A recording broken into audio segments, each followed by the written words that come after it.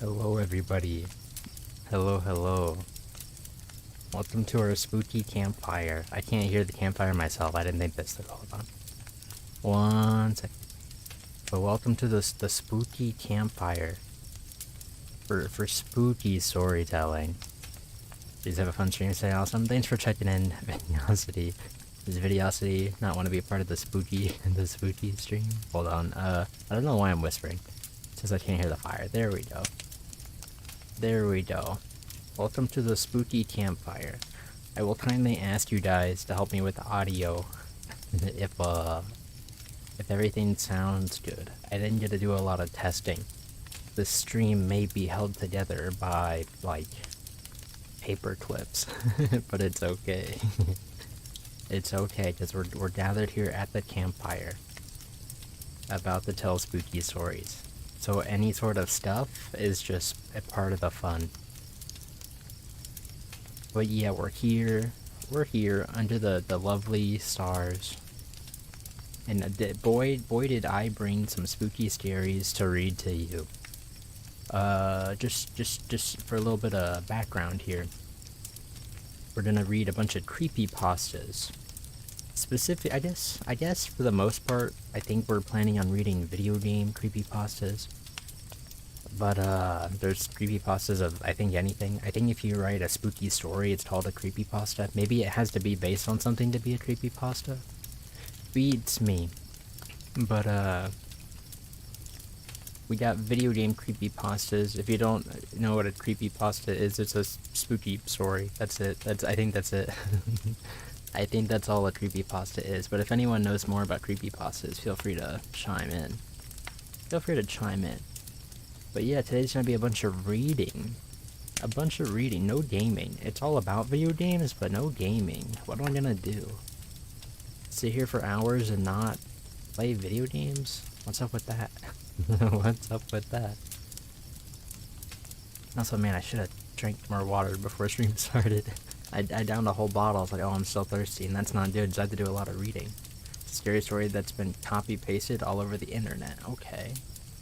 Baloney is the creepiest pasta, true. Isn't reading for nerds? Yes.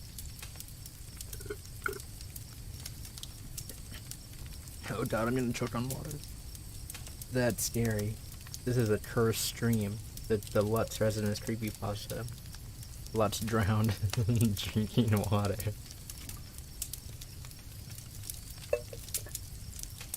Alrighty. Well, let's get to it, shall we? No need to dilly-dally. Let's read a story.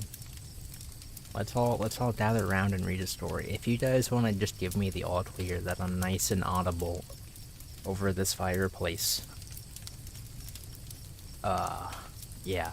That's it. I got a nice story pulled up here. This story that I'm about to tell you is titled Super Mario 64 Damned. Super Mario 64 Damned. Never read any of these. I googled like top 10 creepypastas and looked for games that we've played on the channel before.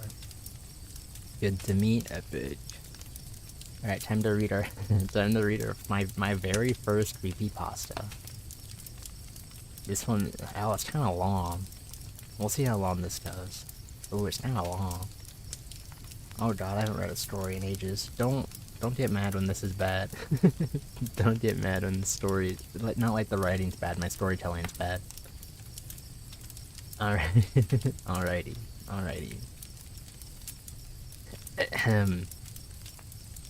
I could never in my wildest nightmares have ever imagined the horrors that could plague even the most simple of life's enjoyments. The darkness that could invade any world, whether it be real or fictional. It all started the day me and my girlfriend were talking about video games we used to play growing up. And games that we used to enjoy. Me and my girlfriend, I can't relate. I can't relate to this story. The real horror, the pachinko level of sunshine, I agree. It'll be part of the atmosphere? Okay. Over the years of my childhood, I have collected several games pertaining to several different consoles, but we both found the topic of the Nintendo 64 to be the most fun. So, that day, we decided to pick up one from my uncle's video game store, and perhaps even pick up one of the greatest Nintendo 64 titles, Super Mario 64. This guy's kinda base. This guy's kinda base, he knows real. Now, when we got there it took some time and a lot of browsing, but we were able to find the game after about an hour or so, and several bins he had placed throughout the store. The only copy he had it appeared. The only copy had it appeared. I read that right. Is that typed wrong?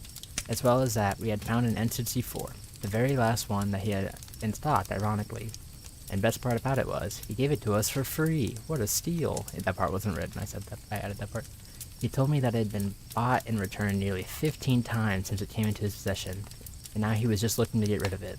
He also told me that, ironically, the game was always returned with it as well, as they always seemed to be bought together. He had heard that something was wrong with one or the other, and that some people even went as far as to tell him that they were evil, made in hell, things like that. That's not suspicious. That's not suspicious. Seeing as how he had only heard the story from 3 out of 15 customers, I brushed it off as just some hysterical story told by people who decided they simply didn't want to keep the system, an excuse if you will. I gave him $20 for Super Mario 64. Cheap jerk gave me the N64 for free though. We went back home after being gone for about an hour and a half. When I got home, I laid the system by my living room TV and started to rummage through old boxes where I kept all sorts of old games, ranging from classic Atari games to the ever-popular Dreamcast. Was the Dreamcast actually popular?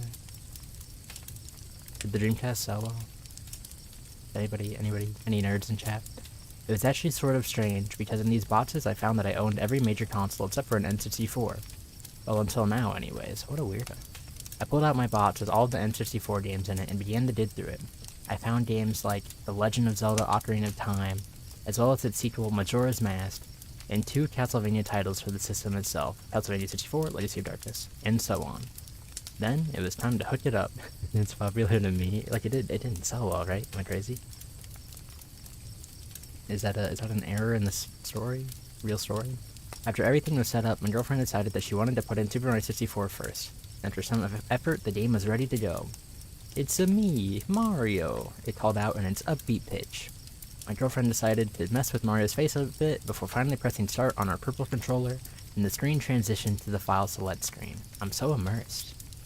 There were some files already on the game. In fact, all 4 slots were filled, each having just started the game because there were no stars on any file, so we started deleting them. After we deleted file 1, however, the game froze, and there was a deafening screech coming from our TV speakers, and it sounded almost as if someone was screaming from the game itself. My girlfriend turned off the system after about 5 seconds. That's scary. That's scary. I know Mario screams when you delete the save, but it's just like the death sound. This sounds spookier than that. After a moment or so, she flipped it back on, and we went back to the file select screen. Strangely enough, the file that we deleted on file 1 was back, and this time it had 66 stars, even though previously it had none. So, once more she deleted it, and again it made a loud screeching sound. This time I would swear to God that it was louder than before, to the point where we both fell back while covering our ears. As I was closer to the plug than the system itself, I jerked it out of the wall. This time, before we bothered trying, I took the game out of the system and took it into the kitchen. It turned out that it was really dusty, which explained, at least to me, why the game was reacting the way it was, although it was still weird. After cleaning it with a Q-tip, I took it back into the living room. I handed it to her, she plugged the console back into the wall, and we were ready to go. By now it was getting dark out. There was no light in the room, and we couldn't plug in our lamp because the system and TV took up the outlet, so we were forced to play in the dark. That's scary. That's scary. Spooky, spooky. For me, something didn't feel right, because for some reason I was filled with a sense of nervousness that I could not quite explain. I shook it off, and turned on the system. When we were back to the file select screen, each file that was there previously was gone, oddly enough, which to me confirmed my suspicion that it was just a dirty game messing up. So we started a new game on file 1, and the screen lagged, like it were a CD or something. After about a minute, it started up normally. That's a long time. We got the opening scene with Peach inviting Mario to the castle, and the camera, as usual, followed up the pathway to the giant green pipe which Mario leaped out of. She was in control of the game, and took Mario directly to the castle. You guys think she got latitude skip? There's no way she hit latitude skip, right? No way. When she opened the door to the castle, there was a prolonged pause, which made me nervous. Once again, the loud screeching that ruined our game previously shot through our ears, and I felt like glass was jabbed into my eardrums. Star Road, creepiest lad used Let's Stream. True. That was an adventure. A spooky adventure. We were both overwhelmed because of the terrible screaming and did not even think to reach the system to the plug. After about 30 seconds it stopped, and we looked up to the TV. Mario had somehow found his way to Big Boo's haunt, as the mansion that had never appeared this creepy when I used to play it loomed over Mario's head ominously. What the hell? I said as I regained myself. My girlfriend was still getting herself together, and it took her a minute to process what was going on. I took the controller now, and took a good look at the mansion itself. It was nothing like what it was supposed to be. It had castle-like features actually, and was covered totally in blood and rust. The sky had black and red colors about it, complemented by the black clouds that seemed to pass by in an instant. I noticed that a new tower was now coming out of the mansion, and upon getting a good look at it, I noticed several figures hanging from it. The whole screen faded to white, like it does in the entrance room when you look up at the skylight and go to the world that you obtained the wing cap in. That's very specific. That's very specific. I'm immersed. When Mario reappeared, he had somehow made it to the top of the tower, on a platform that went all the way around. The sky had a gloomy look to it, as each cloud passed over the tower, as dark as the night sky, and lightning began to rule the sky and illuminate the clouds in its thunderous wake. I tried for the first time to move Mario forward, but a bolt of lightning stopped any movement that I was willing to make at the moment. I dropped the controller. My heart began to race. I didn't know what to expect, and I could see by the look in my girlfriend's eyes that a strong sense of paranoia had overcome her, because I constantly noticed her looking back behind us in the shadows that covered the room. With hesitation, I took the controller in hand and moved Mario forward about a foot or so before something fell from the top of the screen and the camera zoomed in on it. It was a depiction of Mario, with a noose around his neck. We both yelled out, and I dropped the controller on the floor. I moved back as quickly as possible. Mario's clothes were ripped all over, exposing several parts of his body. Underneath the clothes, we could make out stab wounds from either a knife or a dagger, which more than likely caused the blood splatter all over his skin and remaining clothing. But the most grotesque part of the image were his eyelids and mouth, sewn shut with blood trickling down his cheeks and chin. I was appalled at the gruesome sight. My heart was racing, and I would swear to this day that at the moment the dead Mario fell from the top of the screen, that I heard something run into my bedroom. All of the hunt figures were of Mario, all the exact same, with eyelids and mouth sewn shut and stab wounds all over the bodies. I worked up all the courage I could muster. I again unplugged the N64, which turned off, but not at that instant. Before the TV screen went black, the Hun Mario's face, underneath his sewn lips, was smirking at us. I didn't want to get up, not even to turn on the lights. I wanted to remain in that exact spot, sitting down, because at least there I felt somewhat safe. But for my girlfriend's sake, I plugged in the lamp and lit the room up. Everything was peaceful, perhaps a calm after the storm, and I took a deep breath and sat back down. I couldn't get that image out of my head, that smirk. I felt powerless as to what my mind wanted to remain on. I sat on the floor next to my girlfriend and hugged her, picked her up, and took her to bed. Who in the hell would make a game like that? It had to be the game. It had to be hacked. It's the only thing that made any sense to me. What I saw in that game, I would define as evil in its sickest form. Without a word between us, we laid in bed for what felt like hours before one of us finally broke the silence. She told me that she wanted to get rid of that game as soon as possible. As it was already late, I decided that it would be best to wait until tomorrow, because I was sure that my uncle's store was closed, and GameStop doesn't take games that old. So we stayed in bed, and agreed that we would not play that game again. But I couldn't get it out of my head still. I wanted to know why, or how this was done. My curiosity got the better of me in the end, and after she had fallen asleep, I quietly got out of bed, went into the living room, plugged in the N64, and didn't turn it on. Didn't have to. The game started itself. Not only that, picked up exactly where it left off. I was astounded by this, because I'd never seen the N64 do anything like that. Right then and there, I knew that there was more to this than I knew, and I had to know what. I was fascinated. Drawn in, perhaps. Oh god, there's so much more. There's so much more. Evil, it's evil. It is evil. Where'd I leave off? I did a bit of a scroll. I got a good look around the tower.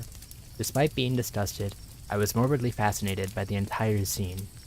The paranoia it could convey was intriguing. After a few minutes of looking around, I pressed the pause button, and again the screen faded, this time to black. You're gonna get got by evil Mario. Not me, that's just the story, unless. After a few minutes of looking around, I pressed the pause button, and again the screen faded. Alright, did I read that one already? I'm sorry, that's embarrassing. It took me all the way back to the file select screen, and I found myself with more questions than answers. All the files were back. Again. File 1 had 66 stars, while files 2, 3, and 4 had none. I tried to remember back to when we picked the file, and I was certain that we were not there before. I tried loading file 4 first, and in response, the game showed me a picture of Mario dead in a pool of his own blood, with his eyeballs and entrails hanging out. After a shudder, it allowed me to hit B to go back.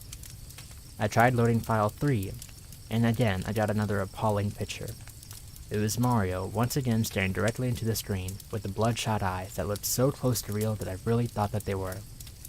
His mouth was gaping open, and his tongue missing. Well, it was missing from his mouth at least. I examined further, and realized that Mario's tongue was wrapped around his throat, and that he was being strangled with it. I heard a chuckle of sorts. Not from the game, but it sounded like it was directly behind me. I ignored it against my better judgment. Why? I tried to start up file 2 now, and a video began to play. Mario was strapped down on a table in a decrepit version of the castle's entrance hall. The stones were all black, blood oozing from the cracks between each of them. Curtains that hung from the ceiling were tattered and falling apart. They appeared to be worn with the years. In the background, Peach and Toadstool were strapped. Were strapped to both sides of the door that led to the basement area. Toadstool had the mushroom on his head torn off. You could make out his skull showing through the still fresh wound. He was obviously dead. Peach sent me into a state of awe. Her skin was peeled off, and all I could see fully formed was her head, which remained untouched. Jesus Christ, I said silently, as the video continued. This guy wants to die, I guess. Yeah, a little bit. Also, just bringing it up here. If this were you guys, would you have started on file 4? I would have started on file 2 and worked my way to file 4. That's just me. I think that's the creepiest part so far. Who starts on 4 and goes backwards? That's scary. This goes into a lot of detail. It does. We're immersed. Mario struggled for freedom as the door upstairs opened and a black mass slowly came through. Its footsteps solemnly echoed through the silent hall. The curtains on the ceiling blew casually to its passing as it moved down the steps toward him. Mario pulled and pulled, but found no way to escape the situation that he had found himself in. And in response, he began to beg for his life and pray. The black mass inched ever closer to the hero. It seemed as though Mario gave up. The black mass walked around the table and stopped directly in front of Mario. Again the hero begged, pleaded for his life. He told the black mass that he would do anything, only spare him for any crime that he committed against. I saw a tear roll down Mario's cheek, and he closed his eyes tightly. A rope tied around his neck, he gagged and took in only heavy breaths. I couldn't see a hand so much as touch the rope, or where it even came from, but it was indeed there, with just enough slack so that Mario could breathe. Deep lacerations cut through Mario's clothes, and blood by the gallons covered him in a crimson pool. He screamed, begged, pleaded, asked for death, but it was not given to him. Not yet, anyways. The cuts continued until the floor was covered in the dark red liquid exuding slowly to the floor. Finally, the swipes and stabs ceased altogether, and there was a deep, methodical silence that only Mario's gasps of misery filled. That's a hard word. That's a hard word to read. Before I could so much as think on what I'd just seen, his eyes and mouth were forced shut, and I could see it for myself. a black needle going through both of his eyelids and mouth simultaneously, effectively silencing him other than his muffled screams. Even more blood came from the fresh wounds and covered up his face. And it's a hard word, listen. The rope tightened around Mario's neck, although he made no effort to escape. It was over. After a few short grunts, Mario was silent altogether, with not so much a breath or a movement. His face was terror personified. And even though this is a video game, the pain one would have to endure, the torture, my god. Again, before the screen faded to black, that Mario smirked at me. I sat in silence. The title screen with Mario's head came onto screen. Only, it wasn't the same Mario. The background was all black, and the Mario was the same Mario from the scene that I had just watched. He had that smirk still on. After much debate, I decided to keep going. I went to the file select screen, and with all the courage that my heart could muster, I loaded File 1, 66 stars. The game loaded to a demonic laugh and a black sky filled with blood-red clouds. Repeatedly, I could hear a dark, brooding voice saying, "Game over," like Mario would after you lost all your lives. Oh, he does say that, doesn't he? Really, when his goofy face pops up, and he's all sad. But this one's dark and brooding. The Mario that I was controlling was the same Mario that I had seen killed and on the title select screen. Screams, torment, bodies littered the pathway to the castle. The bodies of Peach, several toadstools, and at the end, a dead Bowser, whose head was missing and whose bodies was impaled on a pike right outside of the bridge. I entered the castle and found myself back at Bidboo's haunt. I didn't question it anymore. I just went with it. The scene had not changed, not even slightly, and ignoring all of the graphic details, I entered the mansion. But I was sure it would strike my heart in some way, shape, or form. I could feel something circling and enclosing around me. I ignored it. I had to. I needed to know what this was, or what was going on. Something whispered in my ear. I was sure of it. I gulped as the screen transitioned to the entrance hall of Bidboo's haunt, the room with all of the doors. The bodies of faceless Marios were hung all over the ceiling, illuminated only by torches. I could feel sweat trickling down the back of my neck as I saw a standalone figure all the way on the upper balcony. I moved Mario slowly towards it. I was afraid. I'm more than willing to admit that, and I've never been more afraid in my life. I jumped up the steps, one at a time, moving cautiously and carefully. It was another hung man, that was for certain, but who it was, I'll never forget. As I reached the body, I hesitated, but zoomed in on it. I began to tremble, my hands barely holding the controller. The figure was indeed a man hung by a rope.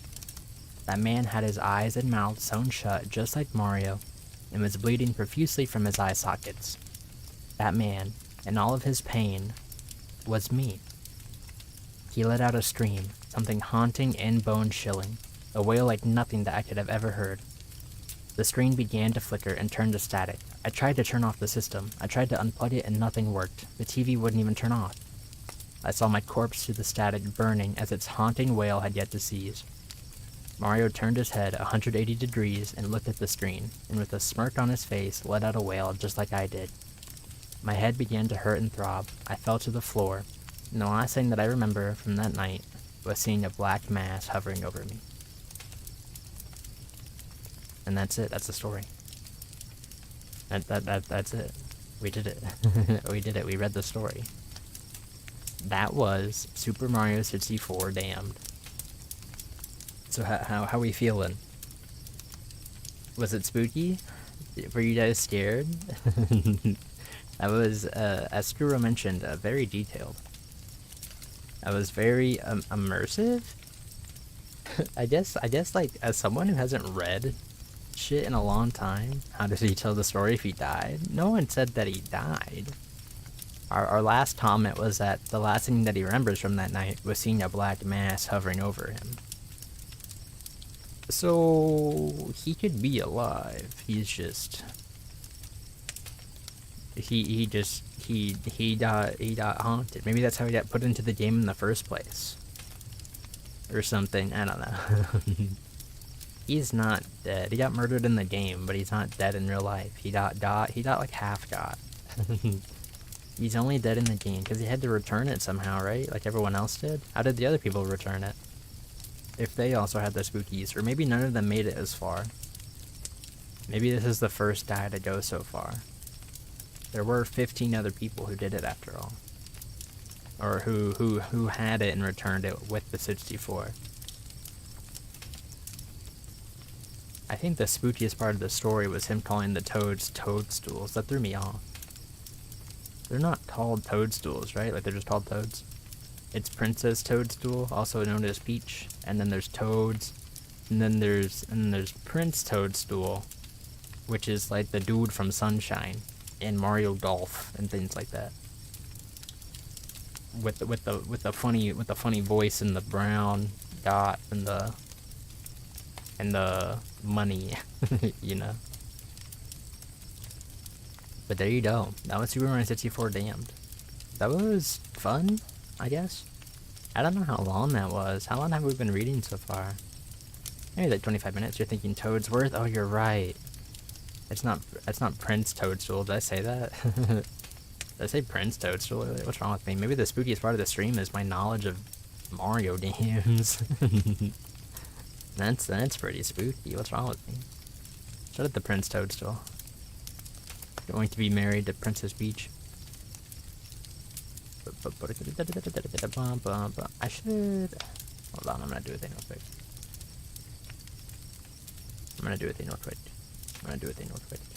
Don't mind me.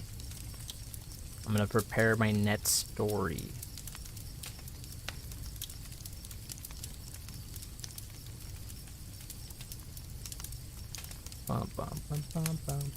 I do have some stories prepared, believe it or not.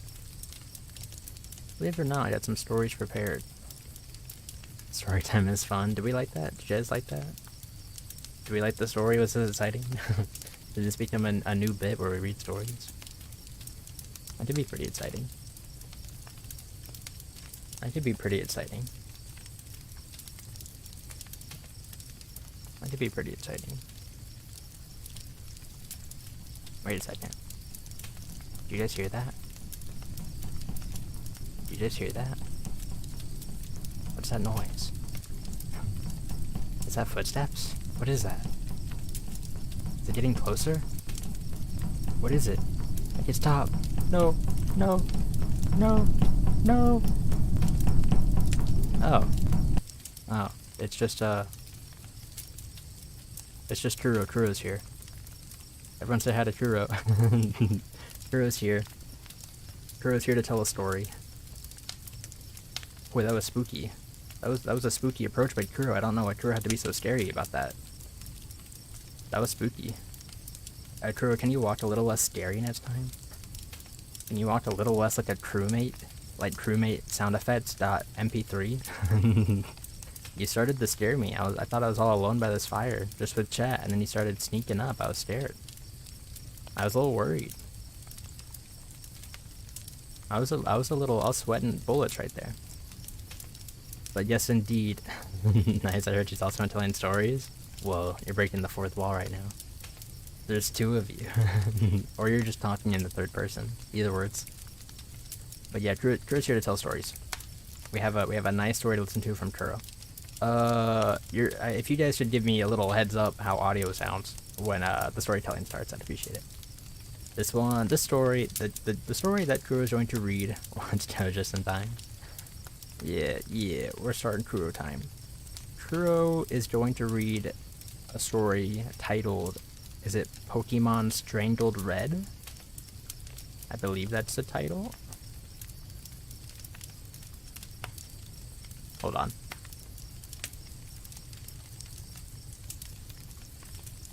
Yeah, Pokemon Strangled Red. I think that's the title. Yes? Okay.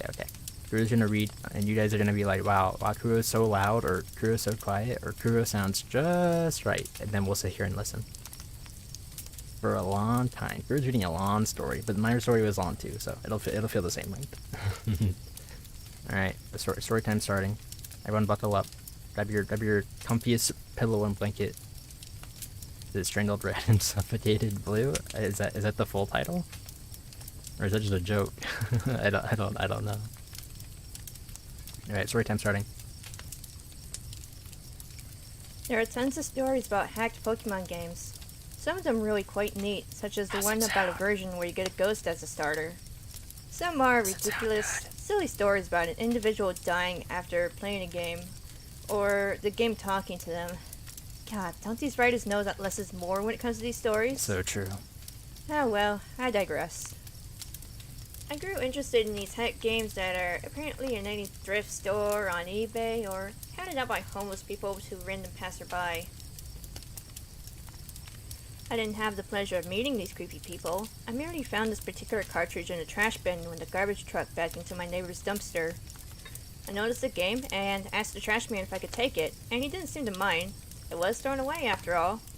I, of course, checked with my neighbor to confirm if they actually didn't want it, though they seemed perplexed, as if they'd never seen it in their life. Their son made a grab for it, a little boy who saw the Charizard on the cover, crying out, "Pokemon! I want Mommy!" But his mother told him no, seeing as I found it. He didn't have a Game Boy anyway, he just liked Pokemon. Thinking nothing more, I went home, looking at the cartridge's sticker on the way. Just a plain old red version. The sticker is slightly torn across the Charizard's neck, but that was to be expected with such an old game. I had blue version as a kid, so I was eager to see the, albeit minimal, differences red version had. I was rather disappointed by what I saw when the title screen showed up. Pokemon, Strangled Red version. Well, damn it was a hack. Hacks are neat and all, but the whole had zero monetary value. The originals are quite valuable by now, and I wanted to play Red anyway, not this crap. Oh well, it was free. Might as well try it. The name was odd, however. Strangled Red? That made no sense. Not even a morbid description of someone being asphyxiated, as people turn blue when choking, not red. That's true, that's true. Who knows? Maybe there was a pair of these hacks and I just got the red one.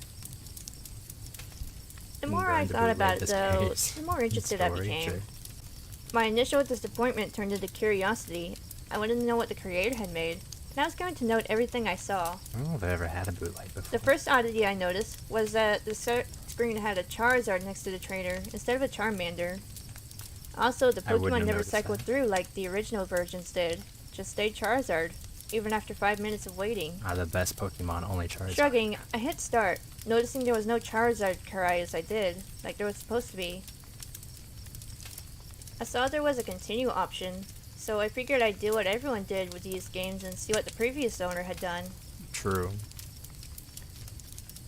Oh. I blinked in surprise. No? What do you mean, no? The game wouldn't let me continue no matter what. So, on the fourth attempt I heard the Charizard cry. Quiet and barely audible. But there. Shrugging it off, I decided to just hit new game, like I would have done after checking the old file anyway. Did you delete the old save black first? For a while. No Professor Oak. I don't think you can no save if you don't delete the old one. Just nothing at all. Eventually the screen came back, showing a bedroom, 2 beds, 2 TVs, and a computer in the corner. My trainer sprite was the usual one, consistent with the original Red version. I was curious as to why it didn't ask my name, though that was answered as I opened the pause menu, noticing my trainer was named Steven. Shout out, Steven. No, this isn't my real name or some stupid crap like that. This game isn't self-aware or haunted. At least not that I know of. Not yet. It just had a name chosen already. Curious, I thought that he had the starter amount of money, no badges. He didn't look like Red though. His hair was longer, almost reaching halfway down his back. Red's usual smile replaced with a confident smirk. Honestly, I found the sprite much cooler than Red. Oh yeah. We love Steven Next, here. I check out his Pokemon. A single Charmander, level 5, named Mickey. Nothing was odd about it. Or should I say her, with the name and all. The long hair, true. She had beginning Charmander stats. Only knew Scratch and Tail Whip. Basic stuff. The game seemed relatively normal. For now. Returning to the game, I walked about the room, noticing Steven's long hair was present on the back of my trainer sprite when my back was turned to the camera. I didn't recognize the house, but I descended the stairs to see more. Downstairs was another trainer, who spoke to me the instant I came down. Mike, ready yet? Steven, yeah. I assumed this Mike was my rival, pre-decided for me, a replacement of Blue most likely. Though I thought back to the bedroom having 2 beds, realizing they weren't just rivals, they were brothers.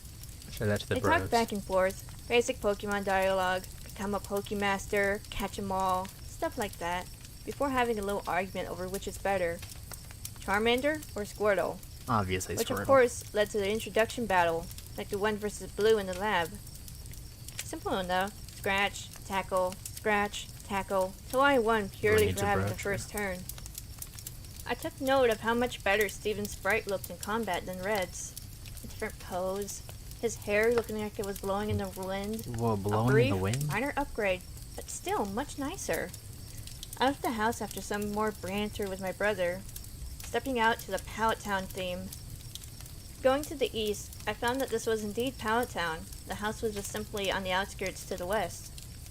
I noticed that there was no house. mysterious grassy field like in normal Pallet Town. Wandering about, I decided to check in on Red's home. His mother was inside, and when I talked to her, she commented on how handsome Steven looked, hoping her son would look up to him as a role model for when he became a trainer himself next year. Which of course led me to realize this game took place a year before the original Pokemon. A year before. Red was even upstairs, playing his SNES in his room, commented, "I'm gonna be the best too when it's my turn." Shout out to Red. I was starting to like this hack. It was interesting. A completely new adventure, a different character. Hell, Steven even seemed to have a history with the people in this town. A reputation, It a does sound personality beyond the interesting. single protagonist. The people in the town talked to him as a person, making conversation, So who not is just spouting Steven? tutorial crap. Even Blue's sister had new dialogue. They seemed to be in a relationship too, as the dialogue ended with a kiss and a heart over her Oh my head. god. Professor Oak simply wished me well, giving me the Pokédex to aid PDA my and my adventure. Creepypasta? He wasn't giving it to me to be the reason behind the adventure like every other Pokemon game out there. He gave it to me out of kindness, something to help me on my way, a gift. I was liking this more and more with each second. The game seemed to have an actual story now. I was somebody, not just some cookie-cutter protagonist anybody can be, not some blank sheet that could be replaced without a notice. The story was different, though the actual gameplay remained unchanged. I went north like I was supposed to, went from town to town, collected badges, received the praise of the leaders. Steven's fame even seemed to spread, as some NPCs would talk like they knew him. Deserved. I Steven used deserved Mickey it. for every battle, and she was growing surprisingly fast. She handled Brock with ease, even pounded Misty with no trouble at all. Nice. She wasn't adversely affected by super effective attacks as others. Did more damage than a regular Charmander. Cheater. She was a veritable powerhouse. Cheater. She even became a Charizard at the mere level of 25. Whoa, cheater. Not bad at all, I must say. Things started to get weird though as This soon as ROM I hat's reached kinda Lavender whack. Town. Lavender Town? I Spooky. know. Lavender Town is the focus Yup. behind every creepy story and the like. Yup. But it was the only place that was noticeably Tato. different. We're listening to a story. There was no Team Rocket invasion, which I found odd. That though is I odd. did remember this was a year in the past, so the invasion wouldn't True. occur until Red's time. True.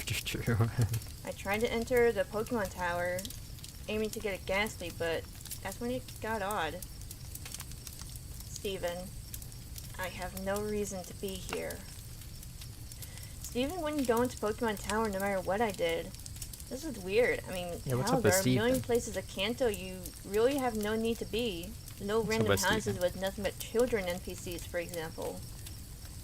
Why was it here that Steven wouldn't enter? What Steven took in? With a Strug, I figured I wouldn't need a Ghastly, seeing as Mickey could handle anything, so I simply went on my way. Lavender serving no other purpose other than a passageway with a Pokemon Center. The game progressed normally from there. The remaining gyms fell, and eventually I made it to the Elite Four and defeated them. As was Blue, my brother Mike was there before me, initiating the championship battle, which Mickey swept with ease. Whoa. The aftermath of the battle was quite pleasant. Note the tension that was present between Red and Blue at the end of their match. The brothers congratulated each other on their progress and shook hands before the screen went white. No Hall of Fame, nor any credits. What When is the up with screen came Steven? back, We like Steven. It was at the house again, the two brothers sitting at the computer conversing with each other. Steven, I don't want to. Mike, come on, I just gotta borrow her for a second to finish the Pokédex. The entry won't register unless she recognizes me as a master for just a second. Uh-oh. Steven, but she's my Miki. Mike, I promise I'll give her back. Come on, please. Uh-oh. Yes? No. I was a bit perplexed, so I hit no to be cautious. I agree. Come on, Smart please. decision. No. Come on, please. No. I realized this would only It's a continue loop. to loop until I hit yes. So Rubber I did, band just to teacher. see what would happen. Oh no. Mike, alright, this will just take a sec. Then we'll both be Pokemasters. The screen changed to the animation showing when two people trade Pokemon, which I found a bit weird seeing as I was solo, but whatever, this was apparently supposed to happen. Nikki went first. I watched lazily as she began to travel down the trading tube. That scared the shit out of me. That made me jump.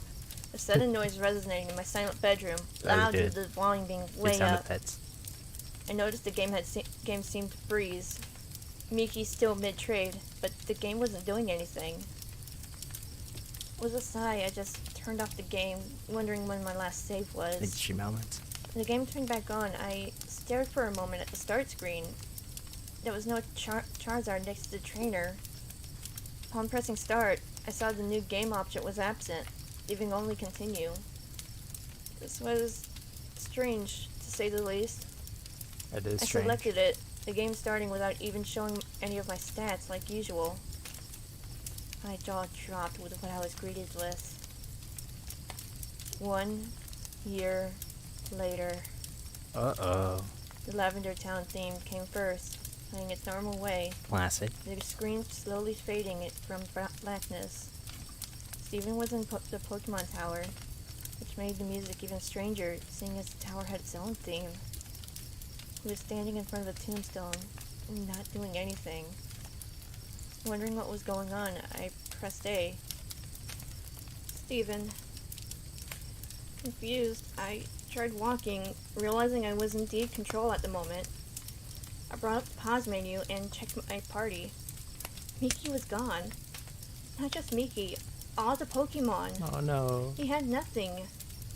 The Pokédex was absent from the menu. His bag was empty. Honestly concerned now, I got checked robbed. his trainer card. He had no money. He had no badges. Relatable. His playtime was 8,795 hours, which was impossible as I had only 30 logged before. Whoa. But that wasn't even the strangest part. His picture. The picture of the handsome, confident young trainer was different. His eyes were blank. His face turned slightly down. That smirk of his gone, replaced by a lack of any expression at all. That long hair of his, before in a perfect perm, was now messy and unkempt. I couldn't look at him anymore.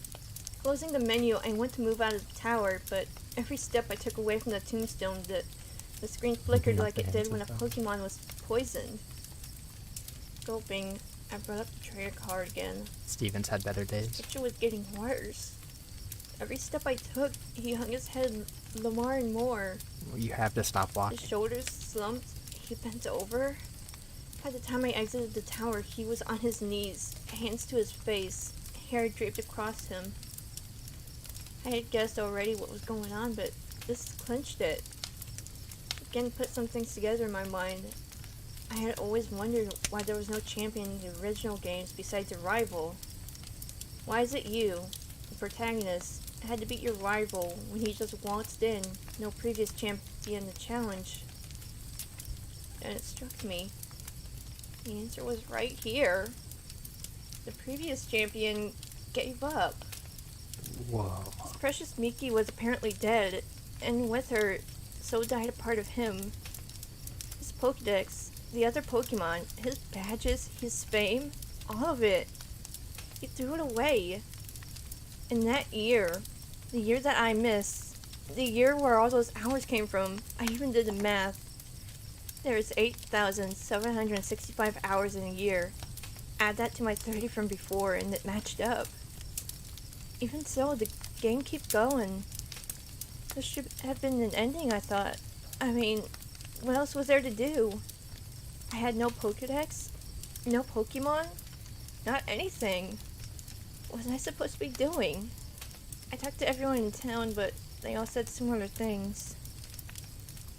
Are you okay? Still mourning, I see. Everything will be alright. Please, is there anything we can do? Is that part 1? That might have been part 1. Hold on. Part 2. Steven never replied to them, and they all simply said the same thing over and over. I couldn't put the game down now.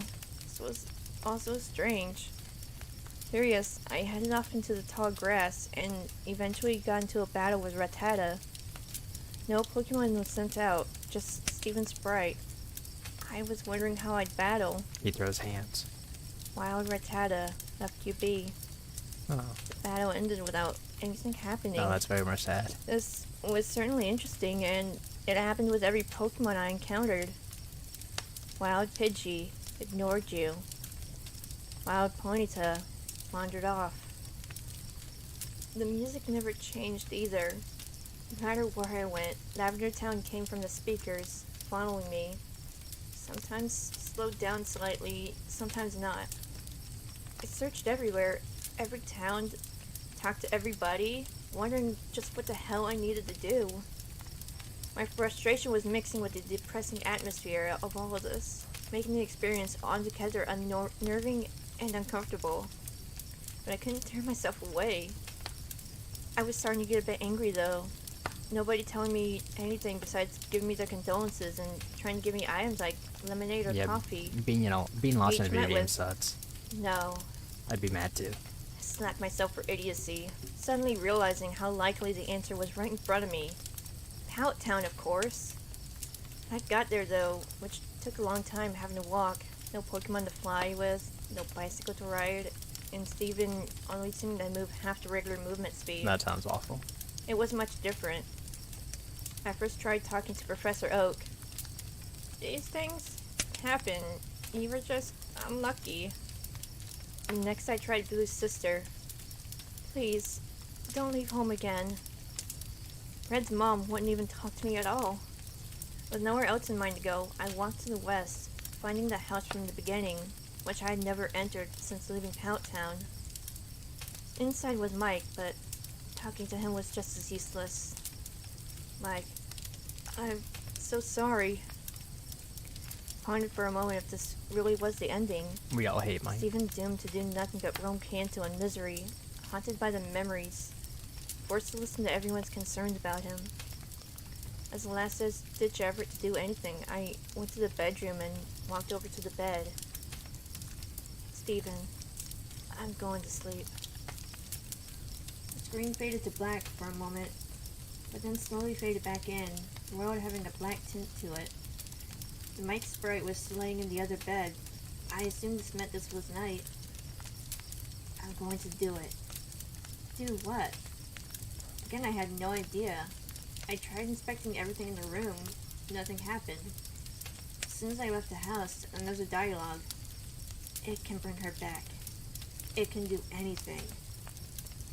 What the hell is it? Something that can do anything? I couldn't for the life of me figure it out. Wandering about, I tried to leave Pallet the usual way. Not that way. He wouldn't go any further. I tried the homes. Screw them! Quirked my eyebrow at that, forgetting for a moment that this was not a real Pokemon game. The vulgarity just took me off guard. I continued to look around, but there was nowhere I could go until I accidentally stepped into the ocean and Steven walked right in. Only the upper half of his sprite was visible, like the swimmers you encountered in the Cerulean Gym. I didn't know he could swim. The missing one. Missing one? Paused for a moment. No. He couldn't possibly mean... I hadn't tried the missing no trick on this hack yet, but it just fit too well. That had to be what he meant. I surfed all the way towards Cinnabar. I began to feel something was off, more so than this already was. Silence. The Lavender Town theme had stopped. There was no noise at all, nor were there any Pokemon. I just kept going, finding Cinnabar and surfing up and down on the east coast. Lo and behold, Wild Missinnow appeared. Whoa. Mine! Wild Missinnow was caught. What the hell? Steven didn't do anything. He just commanded that atrocity of broken data to join him. Whoa. No. Become his possession. And it did. I was getting more and more disturbed by all this. Checking the start menu, I saw that Missinnow was not in my party, but instead was an item, making things even stranger. I checked the trainer card as well. Steven had his back to me, his long hair draped behind him, his hands in his pockets. Nothing else. Remembering what he said at the start of this night, I realized what I had to do. I surfed to land and made my way northeast to, where else? Lavender Town. Along the way, I noticed all the trainers, oddly still out of this hour, wouldn't look at Steven. All of them turning when he passed, even those that were normally static. I tried talking to one of the officers in the guard house type buildings. Just go. They all said the same thing, though one sent chills down my spine. Sometimes, that is best. My hands were sweating at this point. Steven was about to try the impossible. Something some would see as was a crime against nature, which many of these people shared that opinion. I steeled myself. It's just a game, and I was going to complete it. It took an eternity to get to Pokemon Tower, but I got there eventually. Taking a deep breath and heading towards the tombstone. I remembered which one. The image of Steven standing before it was burned into my mind after all. First, I tried inspecting it. Mickey.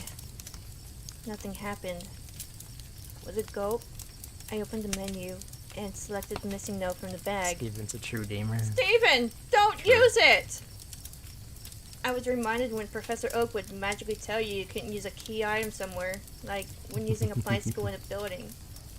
Though, the message this time was different. Even worse, Steven responded to it. In a world that cheated me, why should I play fair? Steven used it. Steven obtained... What in God's name did I obtain? I couldn't tell you because the game took away my control. Without my input, Steven began to leave the tower on his own, walking single step by single step. The Lavender Town theme started again as he left the tower and began his excruciatingly slow journey against my will. Every time he crossed one of the boulders where the music would change, it got progressively slower, more and more disturbing. By the time he reached the ruined city, it was a demonic rumbling. I just stared, watching him, trying to guess where he was going, but it was getting more and more obvious. He was heading to Pallet Town. The music had all but stopped when he got there, playing single note by single note. He went exactly where I had guessed, right to his own house, inside and up the stairs. At this point, there was no music. Steven moved step by step, stopping at his brother's bed, turning to face him. At first, I thought the game froze. He didn't do anything, simply stood there, and I couldn't move him. I did, however, found out that I could open the pause menu.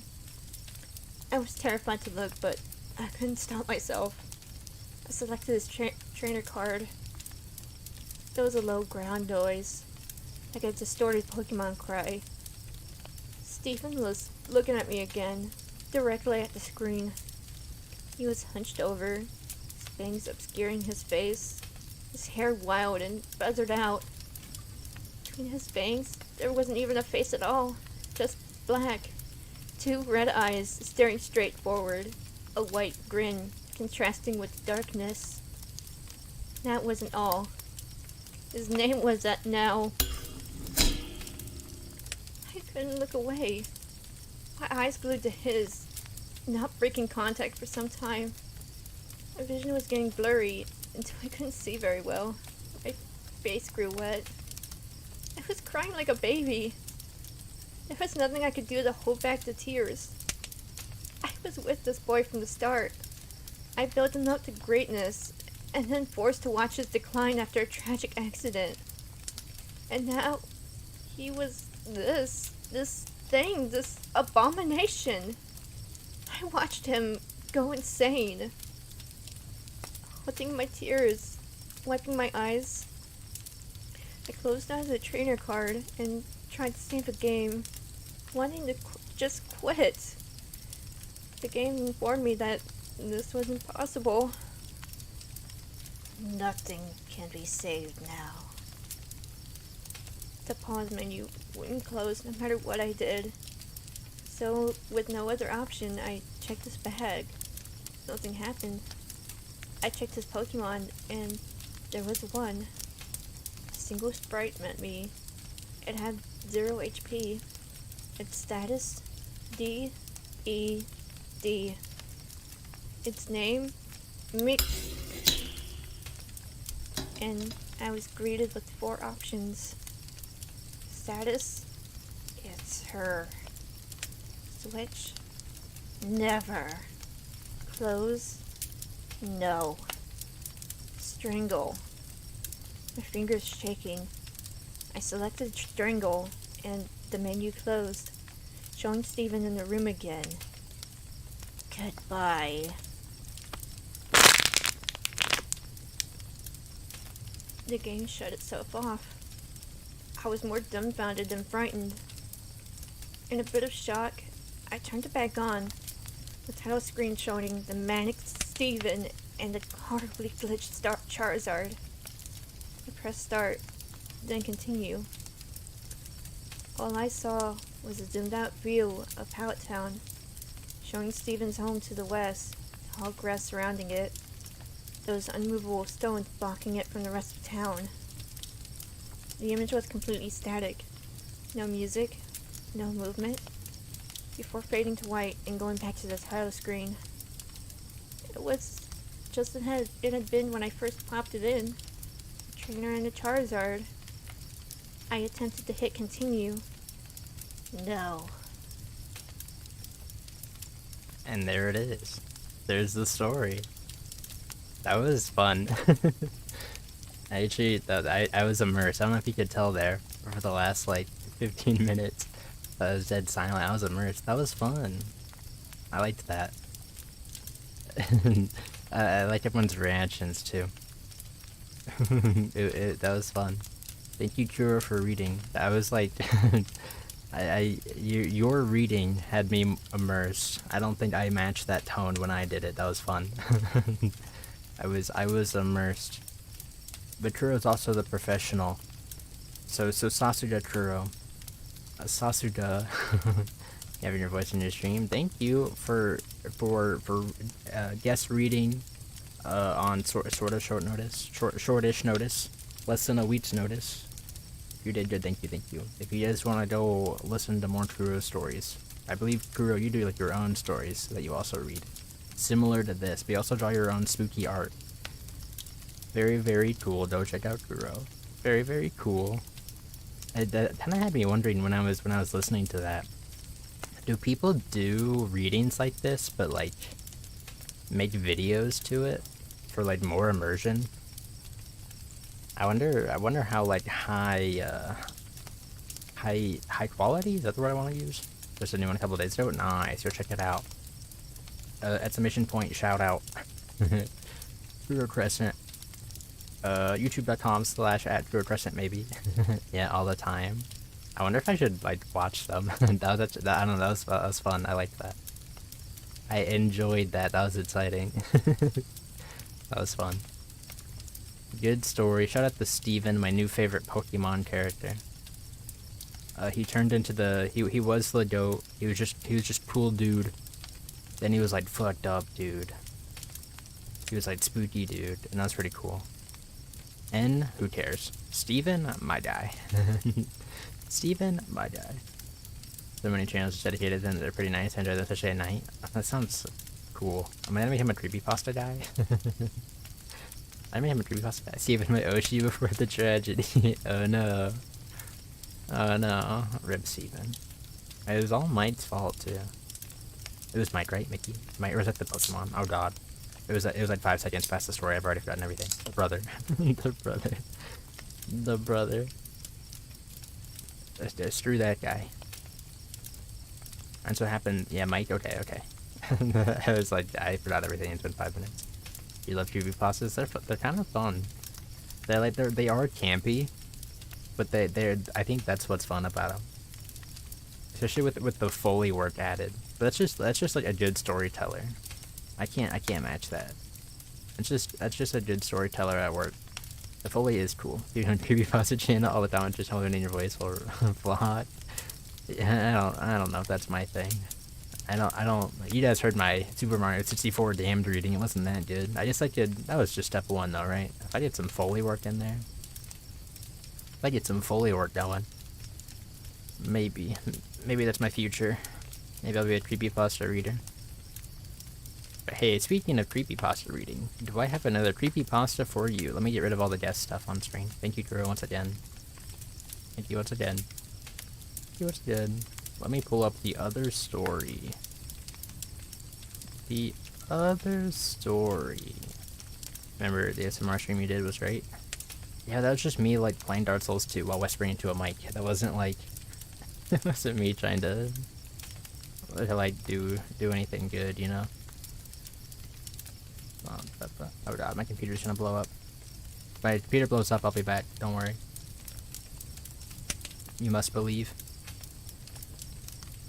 You must believe I'll be back. Alright, story number 2.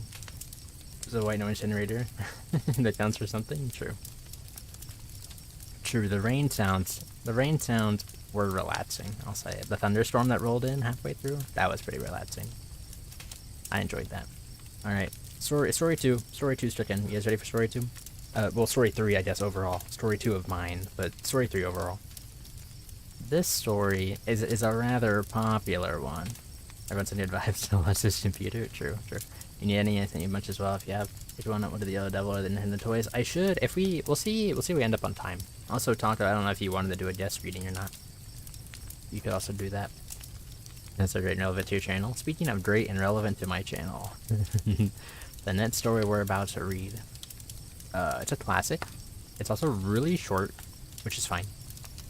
I didn't realize it was short. I don't even know if this is like actually like the right one. So if you guys happen to know after I read this, if I just like goofed it, let me know. But if I want to do a guest reading, all right, I can. Depending on how long you stick around. You have the perfect story. Okay. Next one on the list. Titled Tails Doll. Yeah, maybe you haven't heard of this one. Maybe you've never heard of this one called Tails Doll. The Tails Doll most famous quote, "Can you feel the sunshine?" That's nice. All right, we're gonna read the Tails Doll creepypasta titled Tails Doll Curse. You guys ready? You guys ready? A man came home from work with a gift for his son. He had picked up a new video game for him, Sonic R. It was a racing game, and when he gave his son the gift, he was so excited to get it and play it right away. That night he played the game with his son, and they had a great time. A couple of days later, the boy was almost finished with the game. His dad was there, in his room, when he beat the last boss, and he roared in excitement when he finally did it. He smiled and asked him how he liked the game as he watched the credit screen. "Well, what's that?" he asked the boy when the Tails doll appeared on the screen. The boy said it was the Tails doll. That was all he knew. No, also, like, what do they mean a couple days to beat this game? It takes 20 minutes? It takes me 8 minutes to beat this game. He told his son it was time for bed. During the night, Harry's father went into the boy's room and turned on the TV very quietly to play the game for a while himself. He noticed that he now had the option to play as Tails' doll. He chose him to tag up with some of the gang. The game was fun until he tagged him up with Sonic.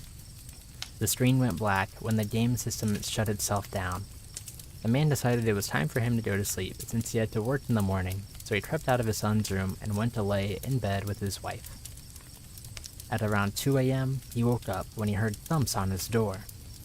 He assumed it was his son getting up to ask him to get him something. He told the boy to stop and go back to bed. All the writing, they don't tell you in these creepypastas that there's so many grammatical errors all over the place. The thumping kept happening, and at one point he noticed a little shadow coming from under the door. Tails kept popping into his head. He got out of bed and slowly opened the door.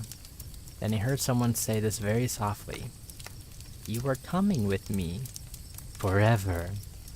It was a doll. An evil, blood-covered, possessed little doll. It was the doll from the game. It had to be. And that's the story. that's the story.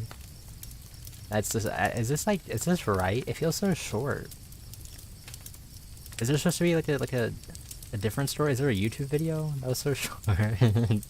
Crash Sonic R Runner bottom on the board? True. This kid sucks balls at Sonic R, dude. What are you doing?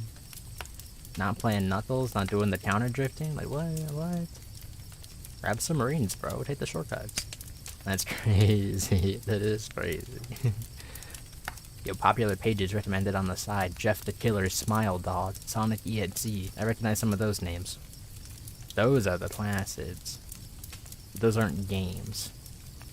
We're reading, I don't know if we're only doing games, but we're doing some games. Can you feel the sun? Yeah, where was that quote from? Why is that the Tails doll most famous quote? He never said that. Or something about the dolls popping up everywhere, maybe I imagined that. I remember watching a YouTube video when I was a kiddo. Like, the only thing that I really knew about creepypastas was Tails doll and Ben Drowned. And I think I just watched YouTube videos that sort of talked about them. I think there was like a Game Explain video of each. What's that saying? I'm gonna show this. What are you saying? I got a classic. Oh, you meant to say cooking. You were trying to say the word cooking. I was like, what the hell is Taco trying to say? Taco's got a classic cooking. Classic cooking. Oh boy. Can you feel the sunshine? Tails doll. Lux Resonus. What a quote. Am I part of the story? Also, my favorite part about all the creepypastas that I read, I'm reading them on like creepypasta fandom wikis or whatever, and they always have comment sections at the bottom that are like, "This shit sucks." They just post memes, and it's like, "Is this real? Is this real? This is funny." The comments are really funny. I thought you were the boy. I was. My dad got murdered by Tails doll. Fun fact. Remember when I used to suck ass at this game? It took me like 3 days to beat. And my dad died. Saying the full Tails doll creepypasta. I don't know if it's worth reading the full. I liked the short and sweet version. I liked the short and sweet version. It was kind of funny. It was kind of funny. We have some other guest spots to do too. Tails doll. That's the thing. I'm not up to date with this creepypasta stuff. I don't know where to find this stuff. I did some googling, but I wasn't able to find the best. Yeah, that's why I read Strangled Red. Top comment said, "Dude, crying like a baby," just like the character. Just like the character when he was staring at the scary face on the screen. That's why you speedrun it now for his memory. Damn. Alright, we were gonna have a guest reading from Mr. Postret, but he just sent me a message. Bruh, I don't think I can read anymore. I have to watch Across the Spider-Verse. I'm high, by the way. Sorry. No problem, Chief. 07. No problem, Chief. Nice. Nice. That sounds like Pose? Yeah, it does sound like Pose. Understandable. Legend. Alright. Pose living his best life? True. True. Alright, it's time. I guess I should pull up my net story. Time to read my net story. I just pull it up real quick. Let me pull up this net story I'm about to read. This net story I'm going to read personally. Wait a second. What's that noise? You guys hear that? What? Is something approaching? What is that? Wait. Stop. No. Oh, my bad. That's not, yeah, true. That's just, my bad. Hold on, it's not Kuro. Hold on. My bad, hold on. Hold on. It's just blue. Oh. It's just blue. Hold on. Ignore, this one's gonna be wrong too. Ignore that. It's just blue. I thought, oh, I was so scared for a second. That wasn't blue. My bad. That's not true either. Hold on. The squidward noise is funny. Post is watching. Hi, Post. Okay, bye. See you, Post. Hold on. Let me do some funny magic real quick. What's my keybind? You guys ready to watch some funny magic? Brace yourself, funny magic's about to happen. Bing. Did it work? There we go. Look at that. That's what your paw stab sounds like. Sure. I know. Don't worry. I know. I've heard. Blue watch Sponge just like SpongeBob. That's not actually Squidward. Just to clarify, but Blue is the sea bear that mauled Squidward. You should have drew a perfect circle or whatever. Whatever you had to do.